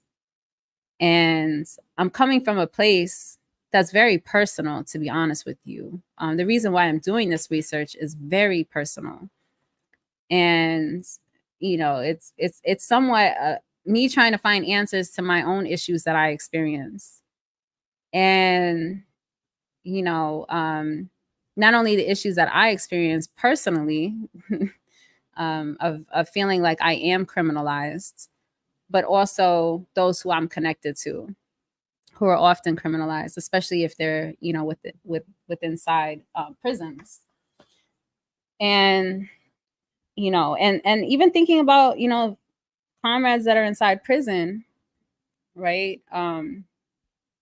Who through their own organizing work, right? Even their own internal economies that exist, right? Of various different things, right? When we think about those who are inside who strive to organize others within the prisons, they're labeled as gangs and criminalized under a status called STG. And so I think about this, right? Because I have people, my own people that I know that, have been criminalized because of their affiliations, right? And so I too am criminalized because of my affiliations with just people, right? People that you love. And that led me into those injunctions that happened in California. In California, they had these laws, or the district attorneys essentially utilized local laws in order for them to create uh, a little bit of freedom, right? Where the police can criminalize you, can add you just to like a database. And there's more to this than what I'm saying right now. I'm gonna get to that, and hopefully in my next episode. But essentially, all you have to do is be associated with someone, affiliated with someone, come from a block or neighborhood, and you're automatically lumped in and criminalized and associated with a formation, with a street organization or whatnot. And it's completely, I mean, they banned it, so-called banned it, right, in California, but it was a practice of theirs for so long. And you think about like the history of gangs, right? You think about the history of organization as a tool of survival, right? Community is important, right? Like we need community in order for us to survive, because as individuals, it's not sustainable. And so when you get together and you as a community decide for yourselves what you're going to do, how you're going to make money, how you're going to feed your people, all of that, right? It becomes criminalized. And so that also in prisons is the same thing, where, street gang status, or what they will call street gangs, happens in the prison system as well. And so you have people who are inside prisons, and because they're actual political organizers who have been labeled as a gang, they deal with the same type of state repression that we would experience on the outside. It's just a different form of state repression, right? It's more confined. So they use these tactics like solitary confinement, and they use all these, these various tactics to prevent people from grouping and organizing. But at the same time, they push you into these groupings. So the state actually pushes you into the grouping, right? They push you into organizing. They push you into a street family organization, or whatever you want to call it, right? Street organization, whatever you want to call it. They push you into that. And then they criminalize you for actually being in it, which is it's like, again, going back to compliance.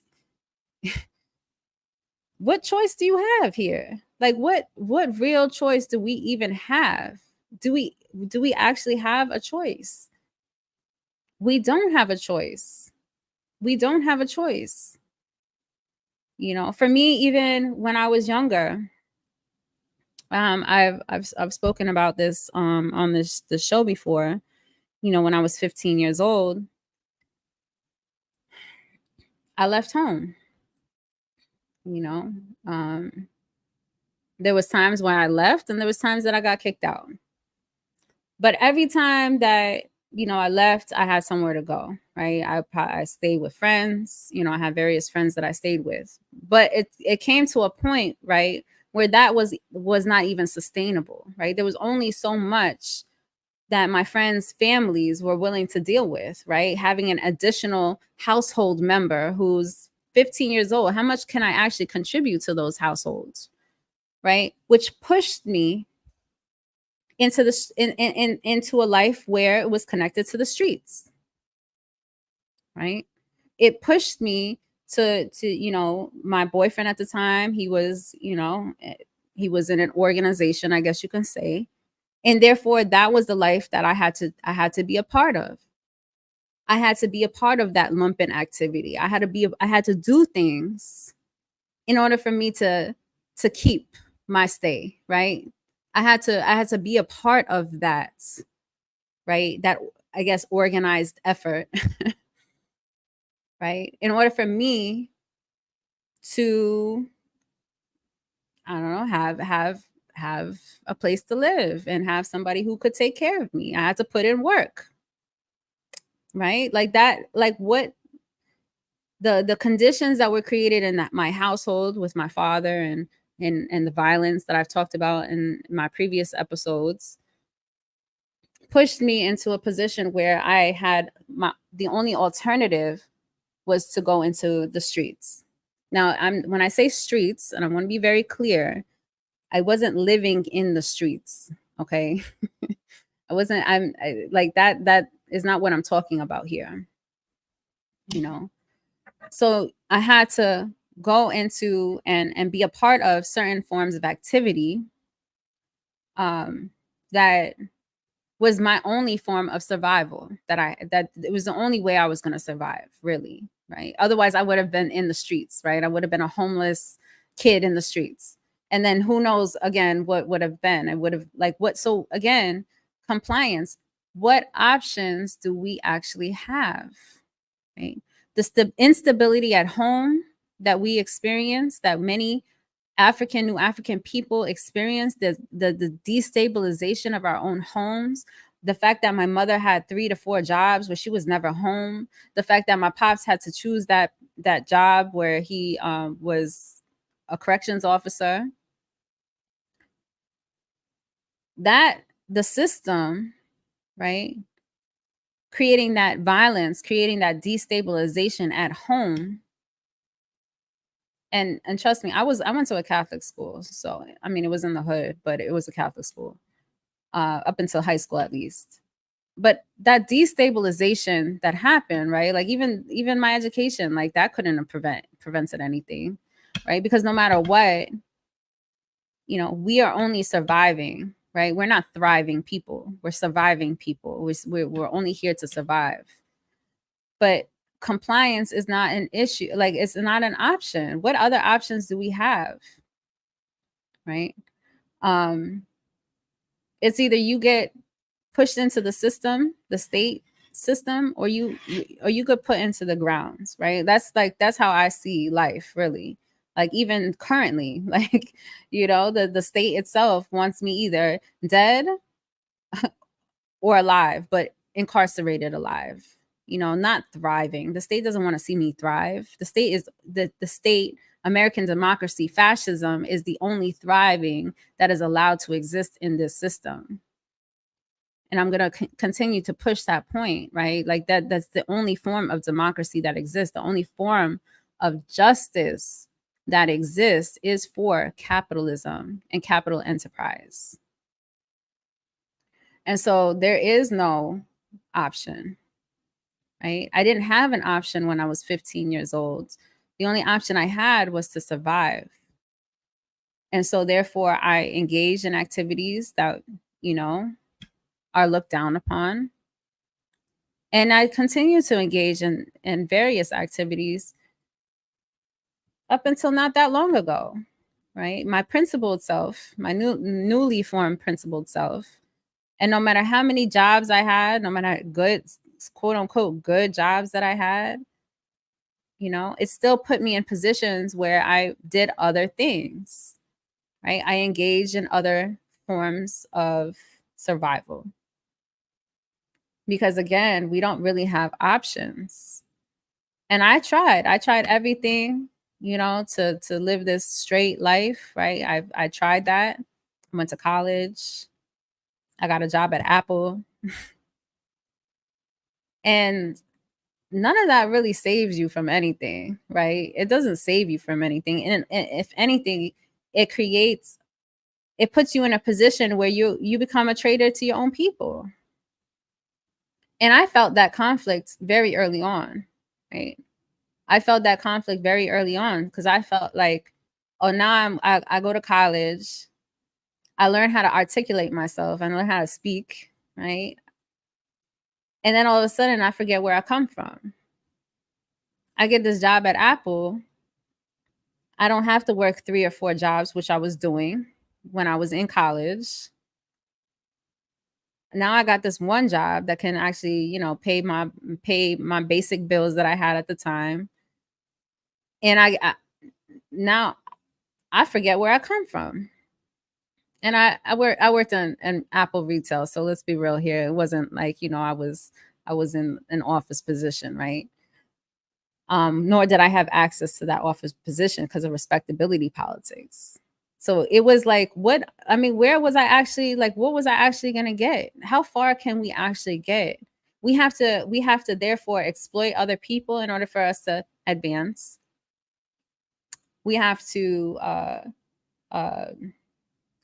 essentially become class traders in order for us to advance. And so, thankfully, my principled self, my politics saved me from a lot of self-destruction, right? Community destruction. But, at the end of the day, these are real contradictions that exist for real people on a daily basis. I'm not the only person who experienced the life that I experienced. That's something that I had to come to terms with. Like, the shit that I experienced in life, even though I've experienced a lot of life, is fairly normal for a lot of people, right? Fairly normal for a lot of people. It's crazy when I hear other people who are like, oh yeah, I was on my own since I was 15, 16 also. And I'm like, shit, that's crazy. Like, when I was 15, I thought I was the only one, right?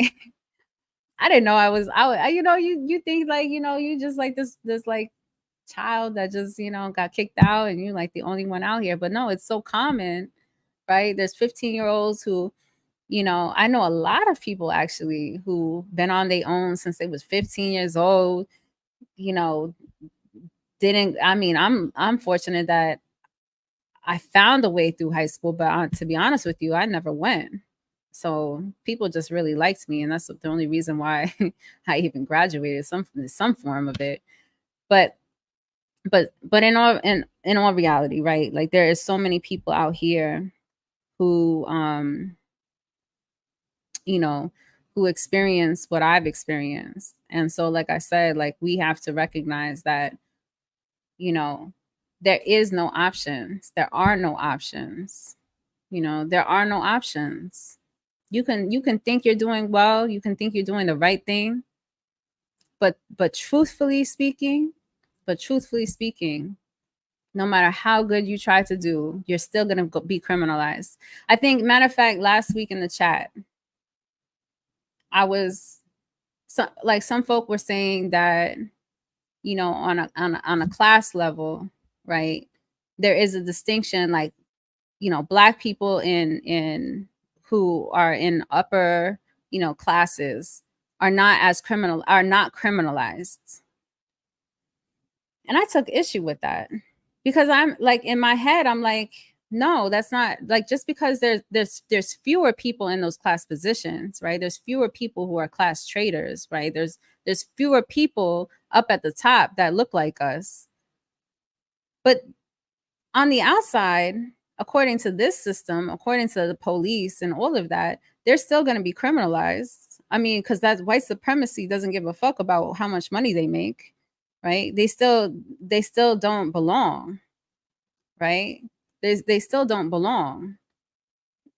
Like, do you think white supremacy wants black people? They only have black people in some positions, right, to confuse the masses, right? Jay-Z only exists to confuse the masses. Jay-Z can still what? And if Jay-Z didn't have a name that was in this propaganda machine, Jay-Z could walk down the block and still be shot by the police.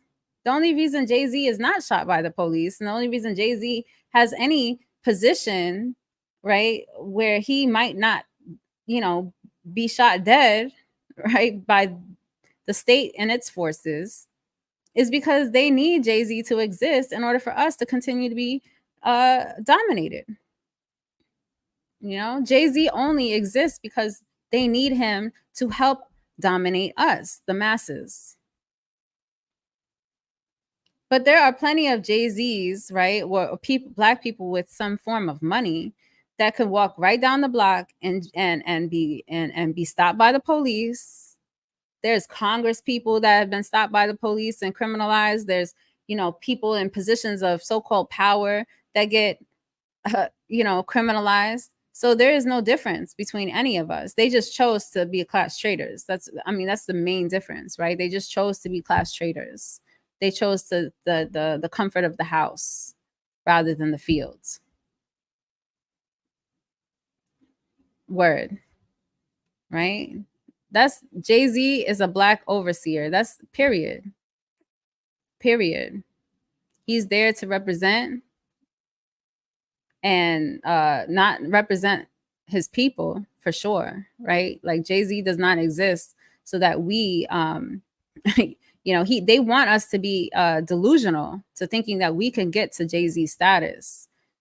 They want us to be delusional to think that hip hop and all of this is made for us, that this is our culture, right? When it's really not our culture at all, right? It was designated. It was our culture at one point, right? It originated from us, but then it became capitalized or commercialized, commodified by them. Because there, again, we don't have any power. We have no power. So we can create as much as we want. All those inventors, those black inventors that we love to speak about, and all those people that created something, right? Whether here or outside of this continent or on the continent, right? Anywhere, pretty much.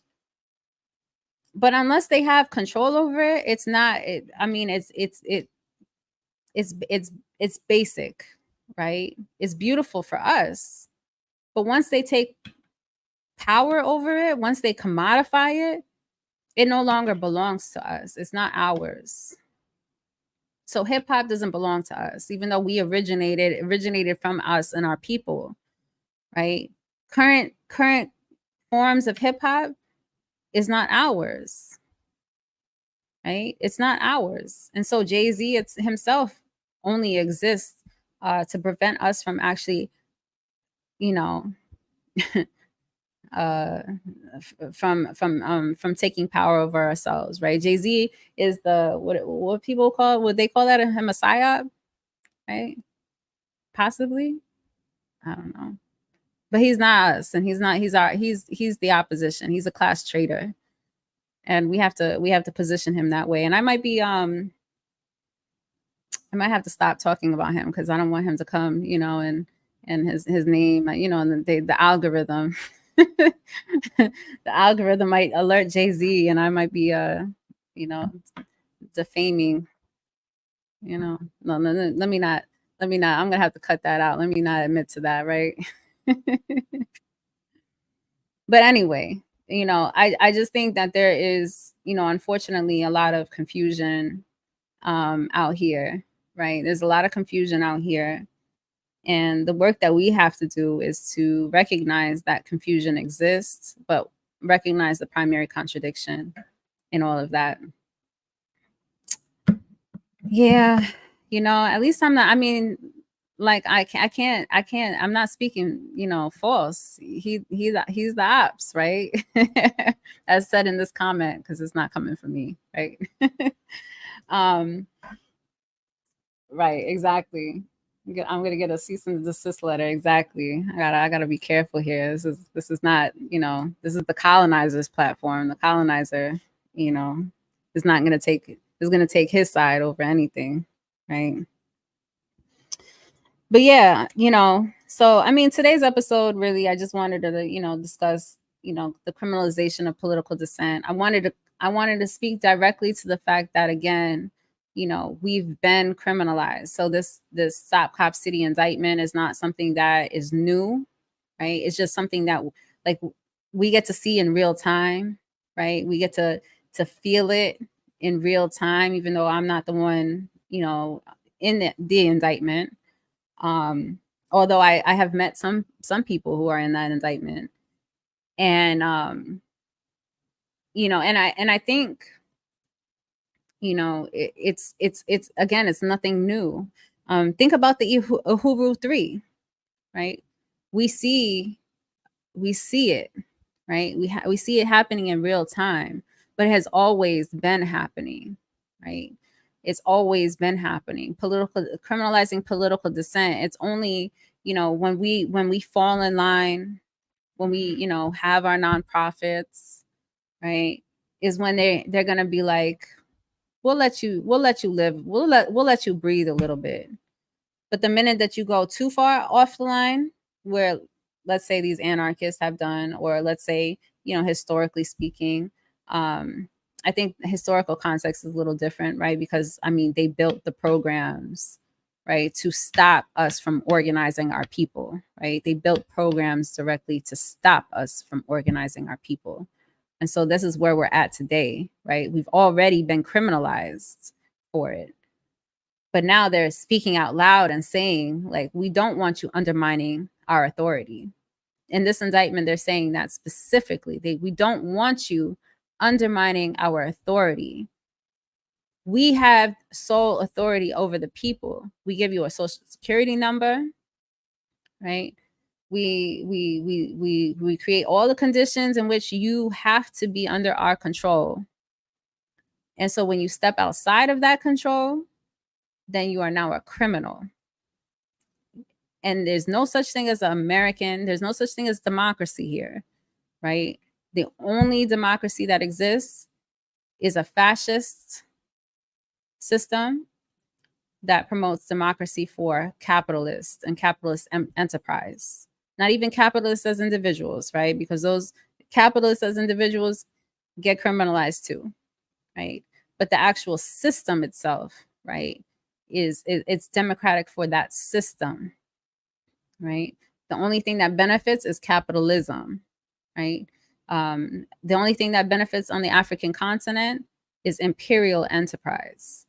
right? So they want to promote democracy, right? They have all these coups, they have all these interventions, and they label it as human rights interventions, which is false, right? Because they want capitalist and imperial enterprise to thrive. And so they have to create this, they have to destabilize our communities, they have to destabilize the African continent, they have to destabilize the Americas in order for them to promote a democratic institution so that their enterprises, right, can thrive. And so that is the important point of all of this today. And so when we think about what a democracy actually means, I think we still need to, investigate democracy itself. I think we even need to, investigate socialism, or what is going to actually come next. Because I think that as I, continue to do my research, as I continue to do this work, I even question some of these things, these ideas, these concepts. And not to say that they're, I'm not attacking socialism. I'm not clearly, I'm not attacking socialism. But I am saying that before we get to a socialist society, before we actually have a socialist system, something in between is going to have to happen. And I don't truthfully know what that looks like. How that played out in other nations, in other countries, has looked different. They have state capitalism in China. And so that was a socialist revolution that turned into a state capitalism. So in order for them to compete, against the imperial empires. So, I don't know. I don't know what's going to happen next. I don't know, what kind of system that we'll have. But I do know what system we should not have and what system we don't want.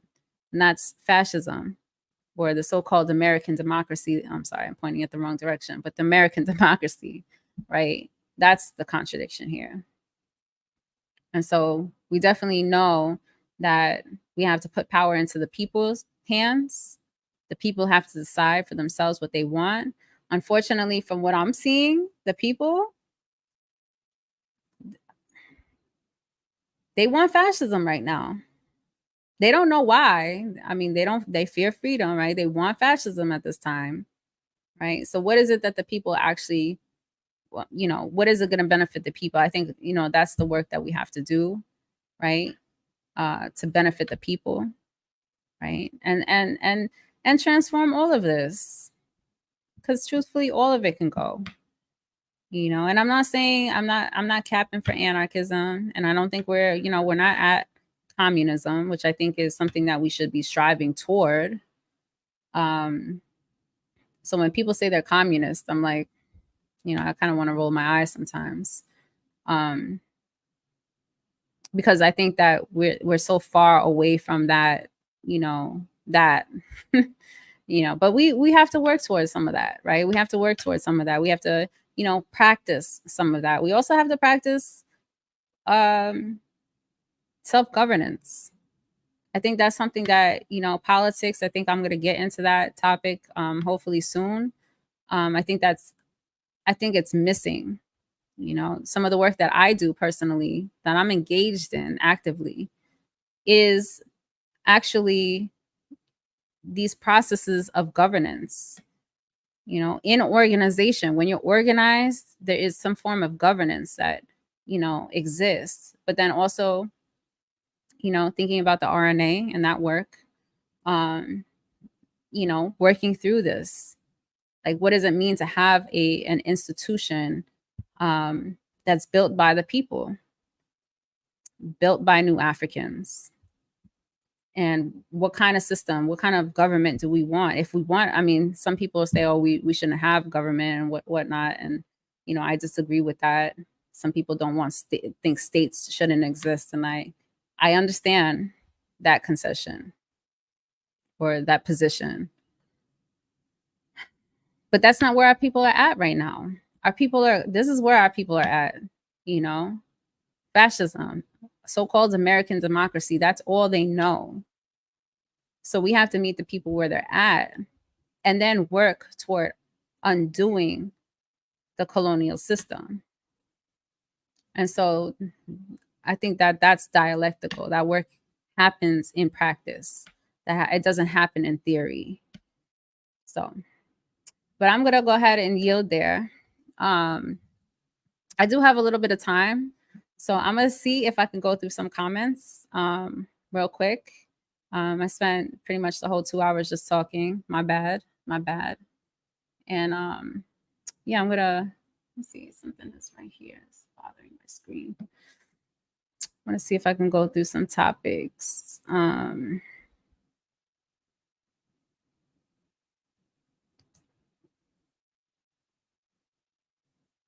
I don't know what that is.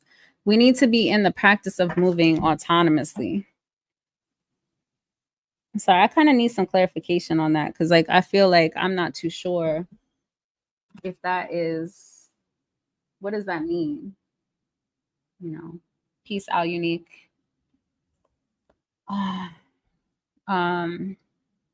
We need to be in the practice of moving autonomously. Al Unique, help me out here. What does this mean? Before you leave, you're saying peace Africans. You're gonna walk out as soon as I say this. But anyway, yeah, I don't know what that means.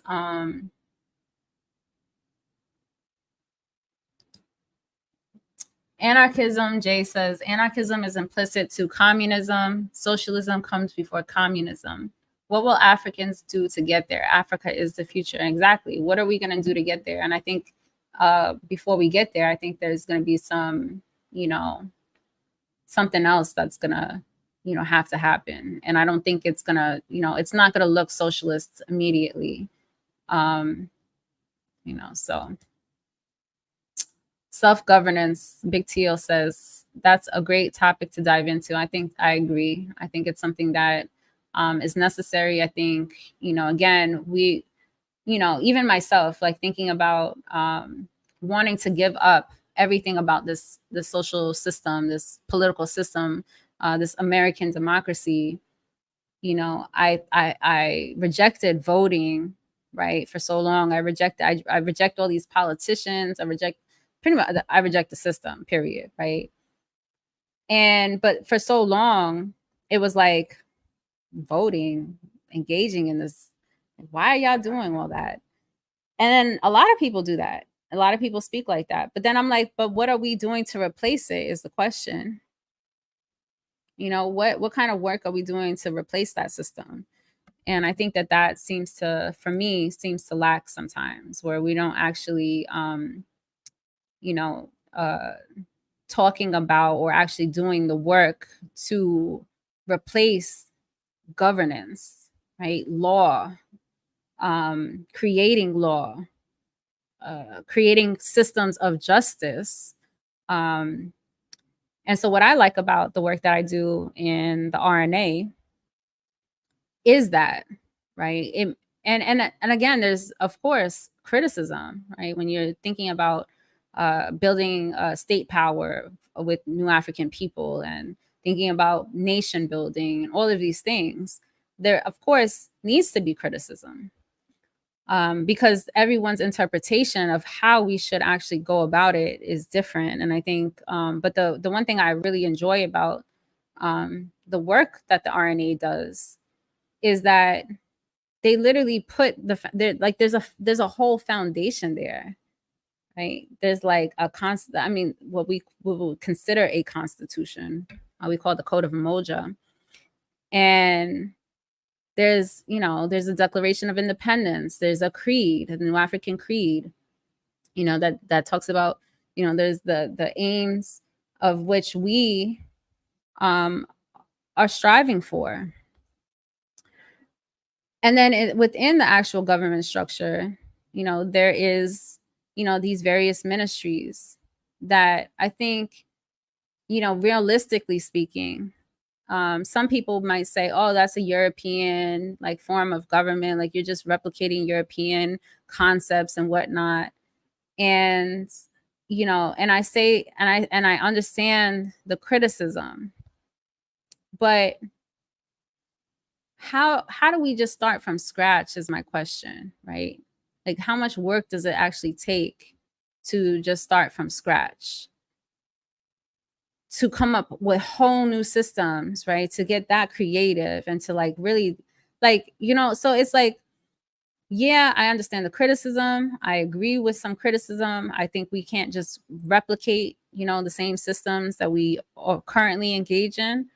But as far as a form of practice, right? Because I say this because we're not independent, right? So it's a provisional government, right? It's called provisional for a reason. It has to be worked through.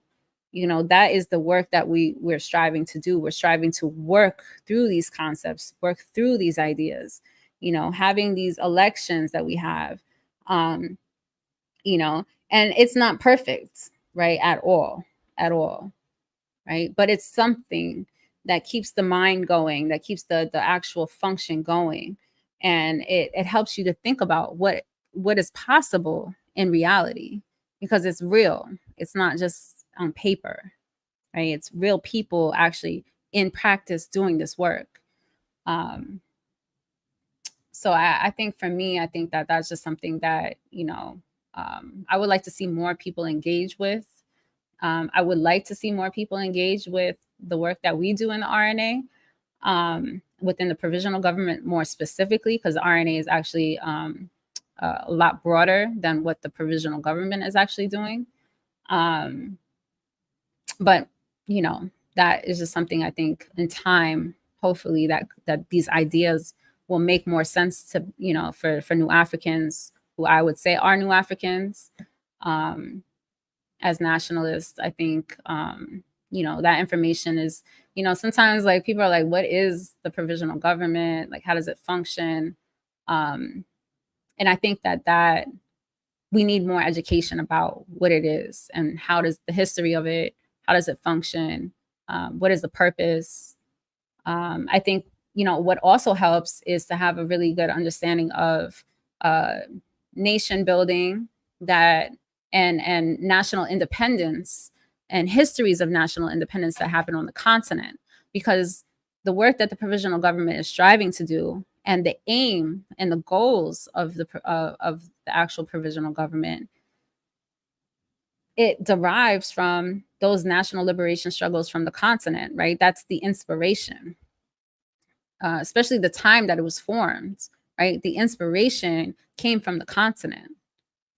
Um, but it was dialectical, right? It's connected to our struggles here very specifically. But that's not to say that the continent itself did not inspire. And so when I study the history of the continent, and then I, think about the work that we're doing currently, it makes sense and how these things are bridged together. So yeah.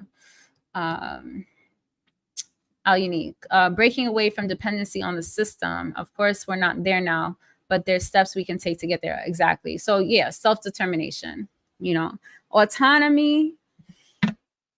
Yeah, I guess autonomy, self-determination. I could see that being related. And then there's obviously some nuance with that, right? Casey MacGyver, America must be abolished, right? But yeah, I mean, America, right, needs to be, obsolete. And I think that, non-African people, right, have to really think about, what does abolish mean? And I think about abolition, and I think about various forms of abolition, because there's not just one form of abolition. And and I think about even some of the work that some non-African formations are striving to do, um, out here. And when I think about what it means to take over the American system, right? not in a reformist sense, but an abolitionist sense, right? Where like I think abolitionists are saying like we want to get rid of what exists today. I say abolition is incomplete personally because, and I'm not saying abolitionists as people, right? I think abolition as a concept, abolition as a concept is incomplete because there's certain things that don't get addressed, in my opinion. Again, going back to the self-governance piece, what does self-governance look like? For who? Is this a multinational, multicultural project? You know, how do we address the issue of American and European exploitation, right? This country, it specifically was built off of the exploitation of African people and indigenous people. And even that is another topic can't wait to go into, like what makes something indigenous to the land, or who makes somebody indigenous to the land. What does that mean historically? And so, abolition to me falls short every single time. But it's not to say that I don't love, abolitionist people who, are striving toward abolition. I want to see more. I just want to see more. And so, hopefully Confronting Contradictions will be able to have these conversations. I would love, right, to have these conversations because I think, abolition. My struggle with anarchism, ultra democracies, abolition, like some of these things, I can't wait to get into one day. Ricky Ryan, the entire America is one struggle for all colonized people in the region. Yeah, I mean, we have shared histories. We have a shared history. I think it's important to recognize that shared history. And, that conversation, I think, is an important conversation to have. Because, again, these things are interconnected. Because if you think about this region itself, right, it's only divided in its current context because of American domination, right? The American, pushing their territory, their originally occupied territory, and pushing into other people's territories and occupying other territories, and then their semi-occupation within other parts of the Americas. Even thinking about Puerto Rico, thinking about,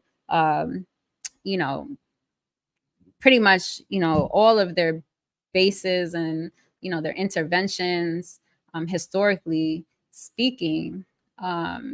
These are very connected struggles, even if culturally speaking, we are different.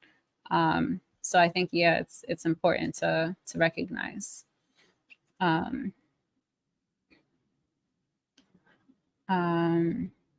throwing up a book here, Neither Settler Nor Native by Mahmoud Mamdani. All right. I like that.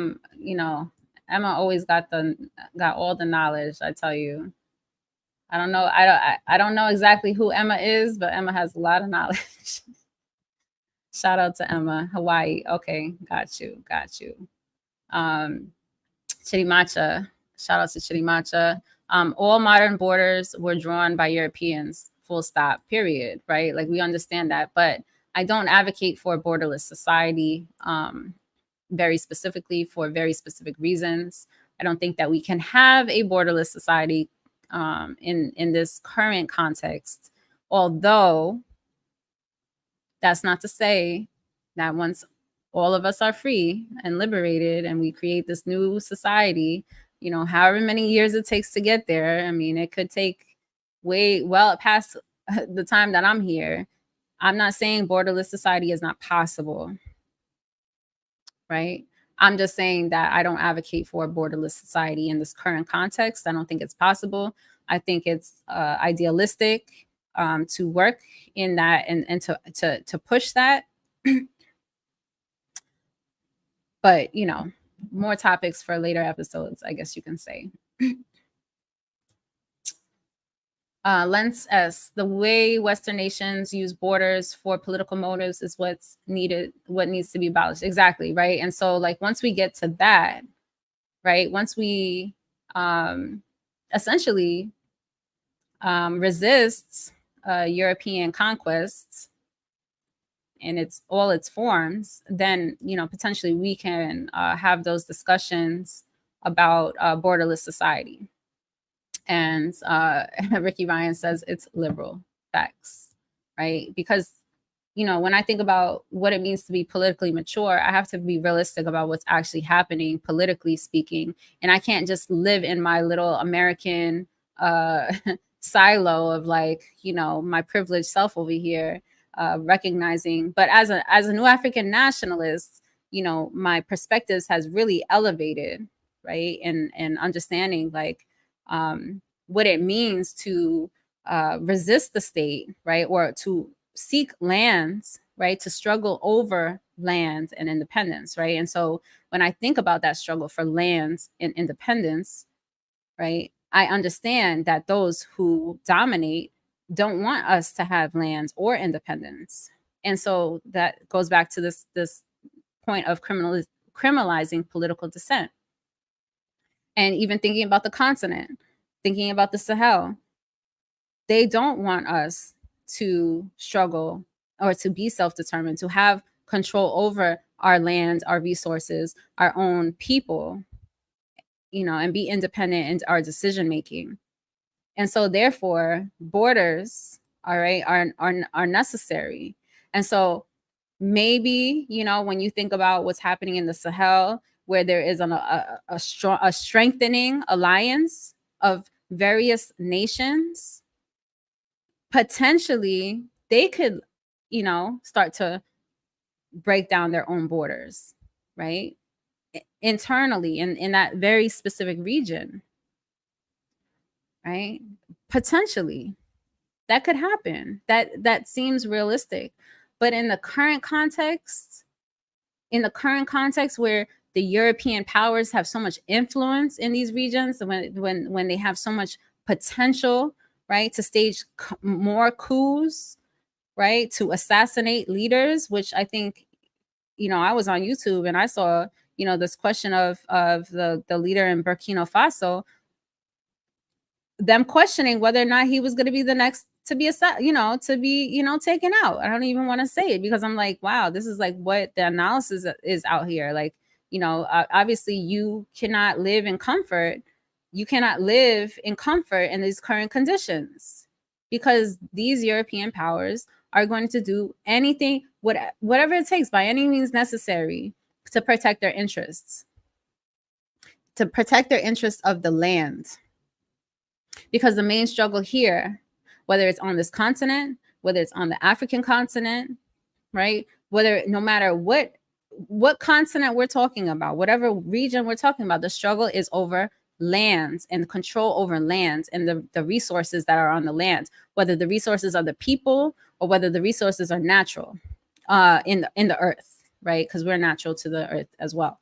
But you know what I'm talking about, minerals and whatnot, water, all of that.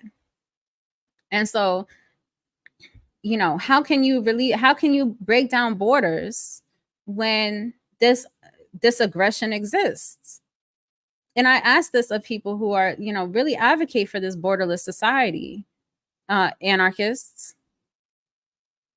I'm asking serious political questions here because, like, y'all be very quick to, attack people for building states and state, you call us, what is it, tankies?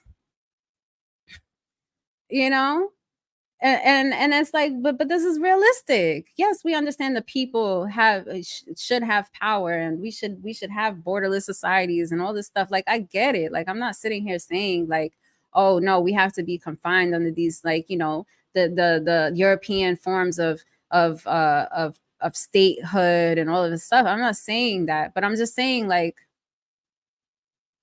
it would be ideal to get to that level, to that point, but it's not here. We're not here. Like, that's not here right now. That's not here. That's not coming in 2 years. That's not happening in 10 years. Okay, let's be real here. Because the realer, the more dialectical we are, I'm telling you, the more results we'll see. The more results we'll see. And we have to politically analyze the situations that are current right now.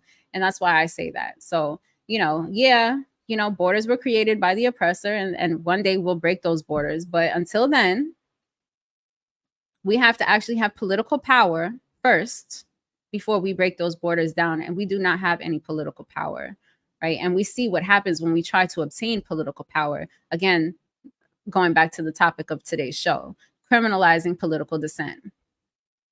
They will do anything by any means necessary to prevent that from actually happening.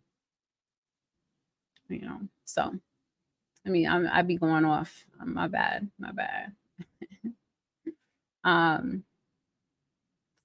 Yeah, these comments though. Sorry, I saw natural borders. I wanted to go here.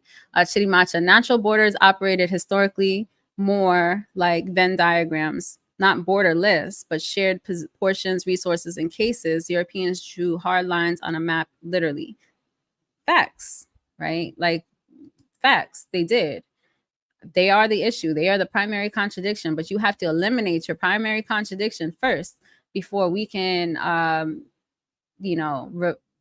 wouldn't say revert, right? Because I think we can't go back, right? Like, I struggle with this idea of going back in time.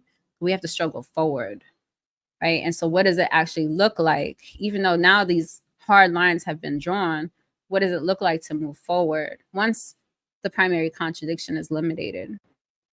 And that might mean more borders for a while, because we have to decolonize the way we think. And decolonization is a very long process. They started the decolonization efforts on the continent quite a long time ago. They started decolonization efforts here on this continent quite a long time ago.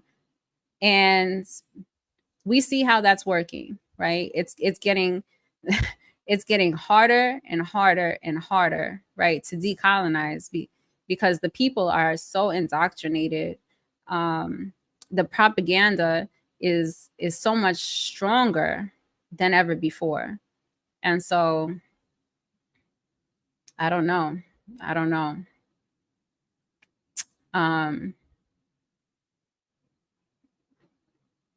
sorry, I have to read this comment before I put it up.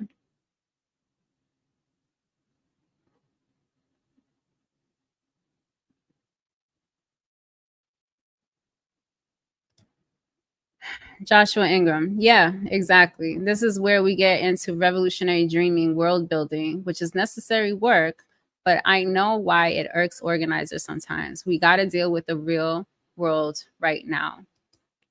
Yeah, and to be honest with you, dreaming, right? Like, as nice as it is to conjure up what you want, right? To dream of a better society. I dream of a lot of things, and it does push me to do, to go further, right? It does push me to work harder for what I want. So there's nothing wrong with dreaming, revolutionary dreaming, I guess you could say, and world building, or thinking of a better world. So there's nothing wrong with that. But it's not practical. In speaking of, like, I think sometimes when people are like attacking us dialectical people, I guess you could say dialectical organizers, for being too concerned with nation and state and whatnot, for not being anarchists. I have so much issues with that. Yeah, I do. But let me see.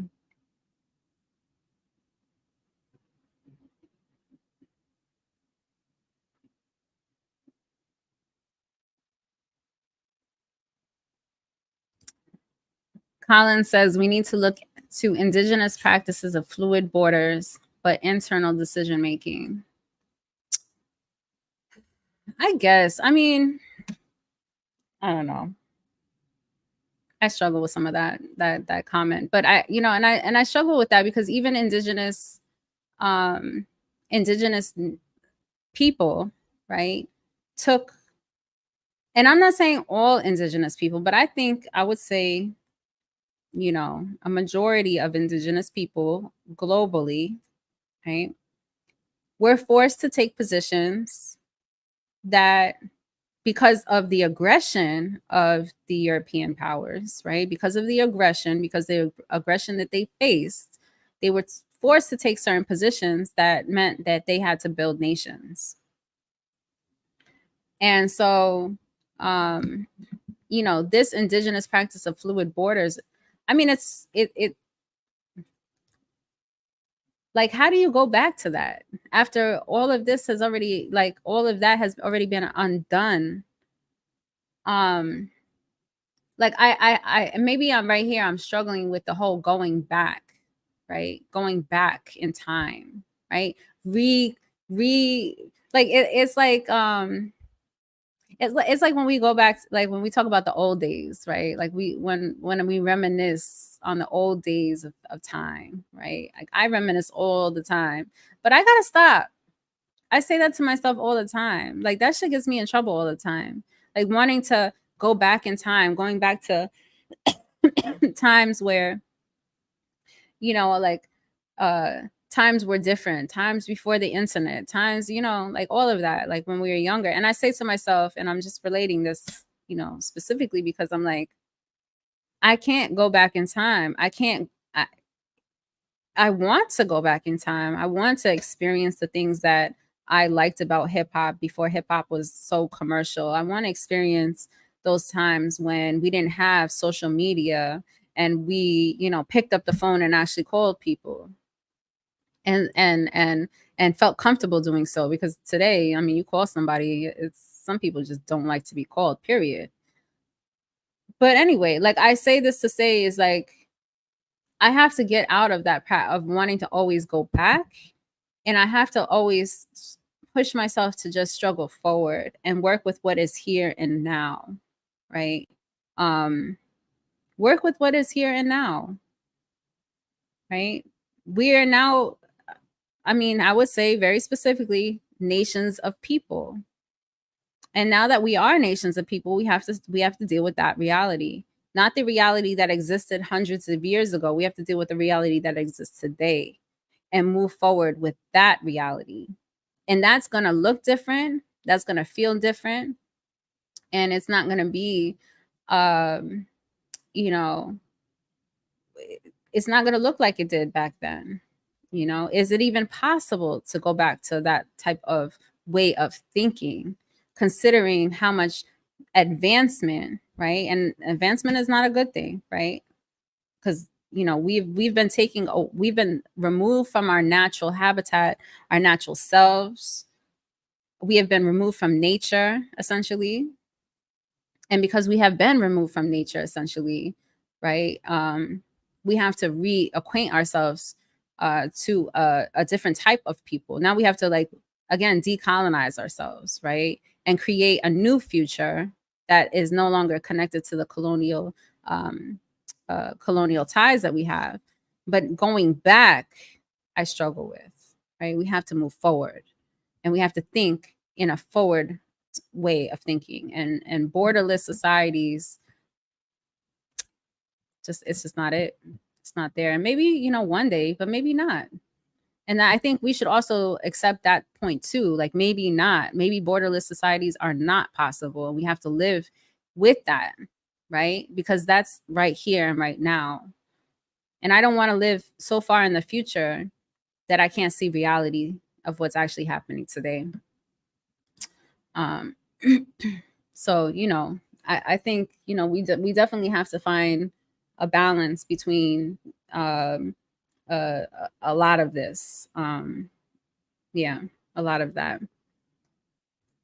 Sylvia Winter calls that new natives. Okay, interesting. I feel like a lot of people have been trying to get me to read her work or their work. I'm not too sure on how they identify, but yeah, I've been meaning to see about that. I've looked up some stuff, to be honest with you.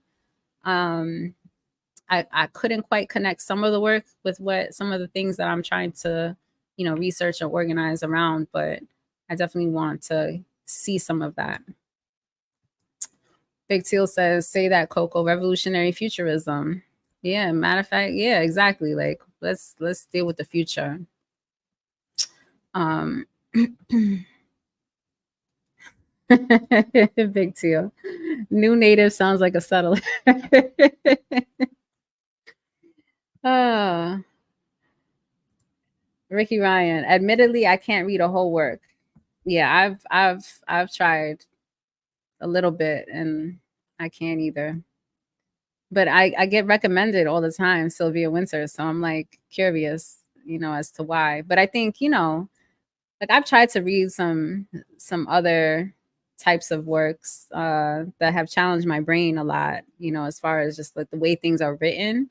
That challenges me sometimes, and sometimes it's too much work, right? Like my brain doesn't need to think that much or need to struggle that much just to grasp a concepts, right? Because I think we can, I don't know. I think we could talk in terms dialectically of like what we're actually experiencing, and we don't have to get too far out there to do that. So Yipper99 says radical neighbors. Okay, okay, maybe. World building. I think world building is definitely important. Ready Revolutionary One says world building. And I think that I can see that, right? Like world building, African worlds. I mean, but to me, it's like it has to be centered on African people. Um, and so I would love to, think of like what it means to center Africa or African people, as because we are the most exploited people, right? We are the most exploited people here. I don't care. Like we are literally the most exploited people, right? And this is not a competition, right? This is not saying that I'm like, oh, let's compete with other oppressed people, because no, that's not the point here. But I do think, and because why I'm a New African nationalist and why I center New African struggles and African struggles, is because historically speaking, we've always had to consider other people first before our own struggles. We always have to consider other struggles first before we consider our own struggle. And I don't want to continue to do that. Like I really want to push against that. And so that's why my work reflects that. And I could sleep at night knowing that I'm, centered around our people first, and building internationalism, or building an international struggle, right? Which means that we're working in an effort that is also aligned with other national struggles. So I say internationally, meaning other national struggles, right? So that's also important, right? But those other nations have to struggle for what's needed for them too. And so again, since I'm not for borderless society, I do believe nations.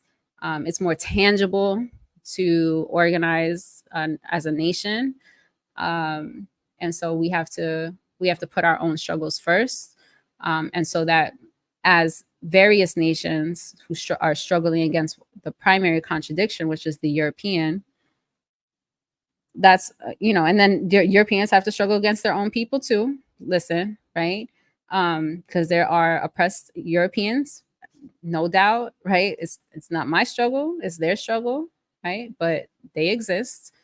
But that's how we come together. That's principled unity, right? And a real international struggle, where you as your nation and me as my nation, we struggle understanding the actual conditions that exist. Matter of fact, I know I'm just like continuing to ramble off here, but I was watching a video.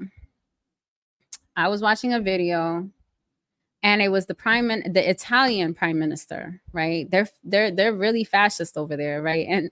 But you know what? I'm going to push back on some of that, right? Because I'm saying that they're fascist, but I want to kind of not say that for a second, because this video that I watched that she was speaking, and I'm not going to say that they're fascist, actually, but a lot of times, people will label her as, potentially like white supremacists, right?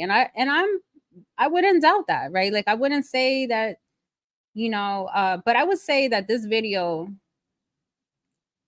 showed some real like clear internationalism. And what I'm saying is that, she speaking of the issues that were happening in the Sahel, speaking to France very specifically, and speaking to immigration. And I've said this on, I think, my first episode, and I think I spoke to this issue of, immigration in that episode with William C. Anderson. If you ever decide you want to check that episode out, whatever. Which I was called conservative for this position that I'm taking.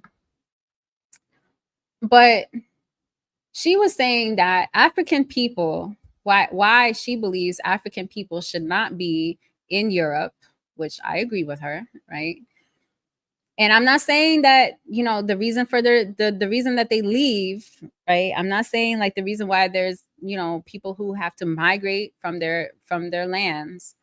I'm not justifying this, but her point that she was trying to make was that the reason why they have to leave is because France and all these other European powers, these colonizers essentially, are creating the conditions of why African people have to leave in the first place. And African people should not have to leave their homelands at all, period. And she's saying this, right? And she's saying that African people must be free.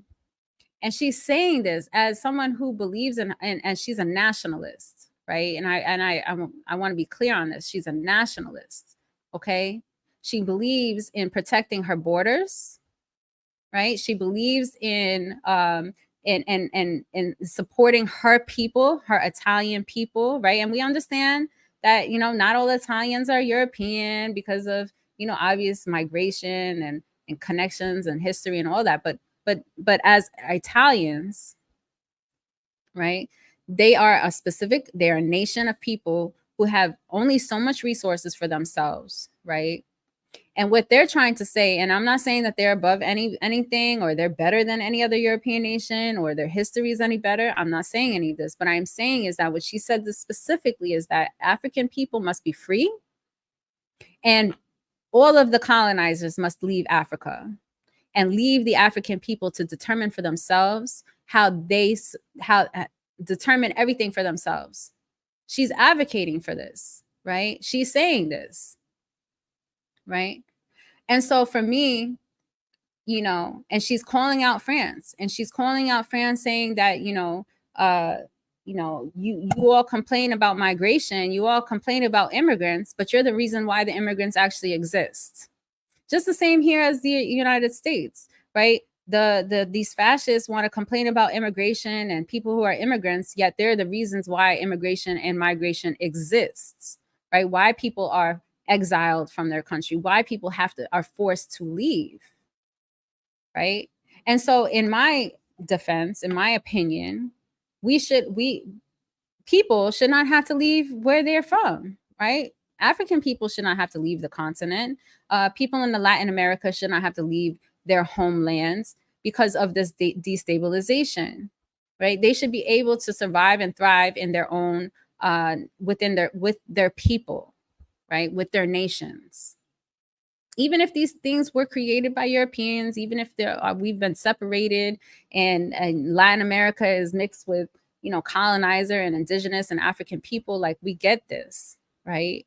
But let's go back to the continent, right? People who are actually indigenous to the land should not have to leave and be forced from their homelands because of colonization. And so my point is that she's a nationalist and she's showing international solidarity, even if there's contradictions. I'm almost positive there's contradictions. I'm not saying that I'm not vouching for these Italians or anything like that, but I'm saying that this is an example of what it means to be a nationalist, to fight for your people, right? And to recognize the self-determination, the human right to self-determination of other people, of other nations.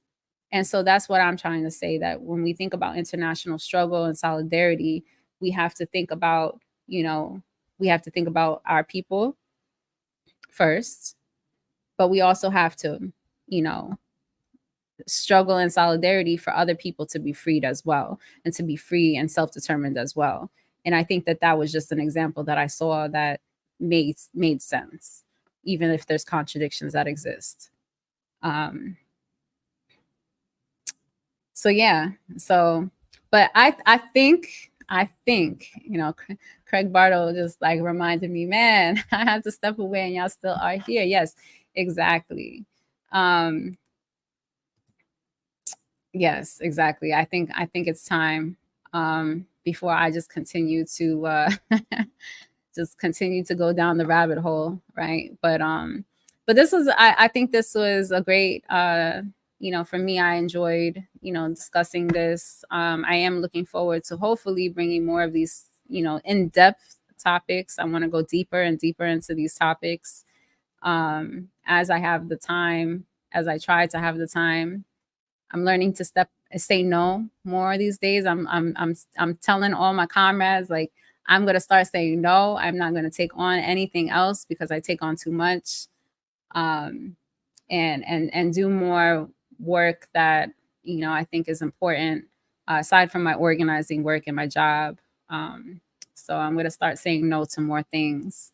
So don't ask me for no interviews, people. All right. I'm gonna have to say no.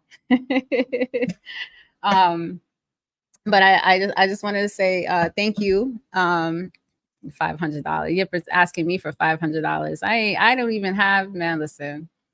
Um, but yeah, so I definitely appreciate everyone who's here today, who was here in the chat, making the chat popping as always. For those who will see this later, please let me know in the comments your criticisms. Be you don't have to attack me in the criticisms, but let me know how you feel. It's always good when I do see the comments, even though sometimes I don't have time to respond to all the comments. But I think I do appreciate seeing how people feel about the show, the episode, as I try to progress, as I try to build this show up. Let me know what you want to see, some questions that you might have. I think that those are things that I will work toward answering.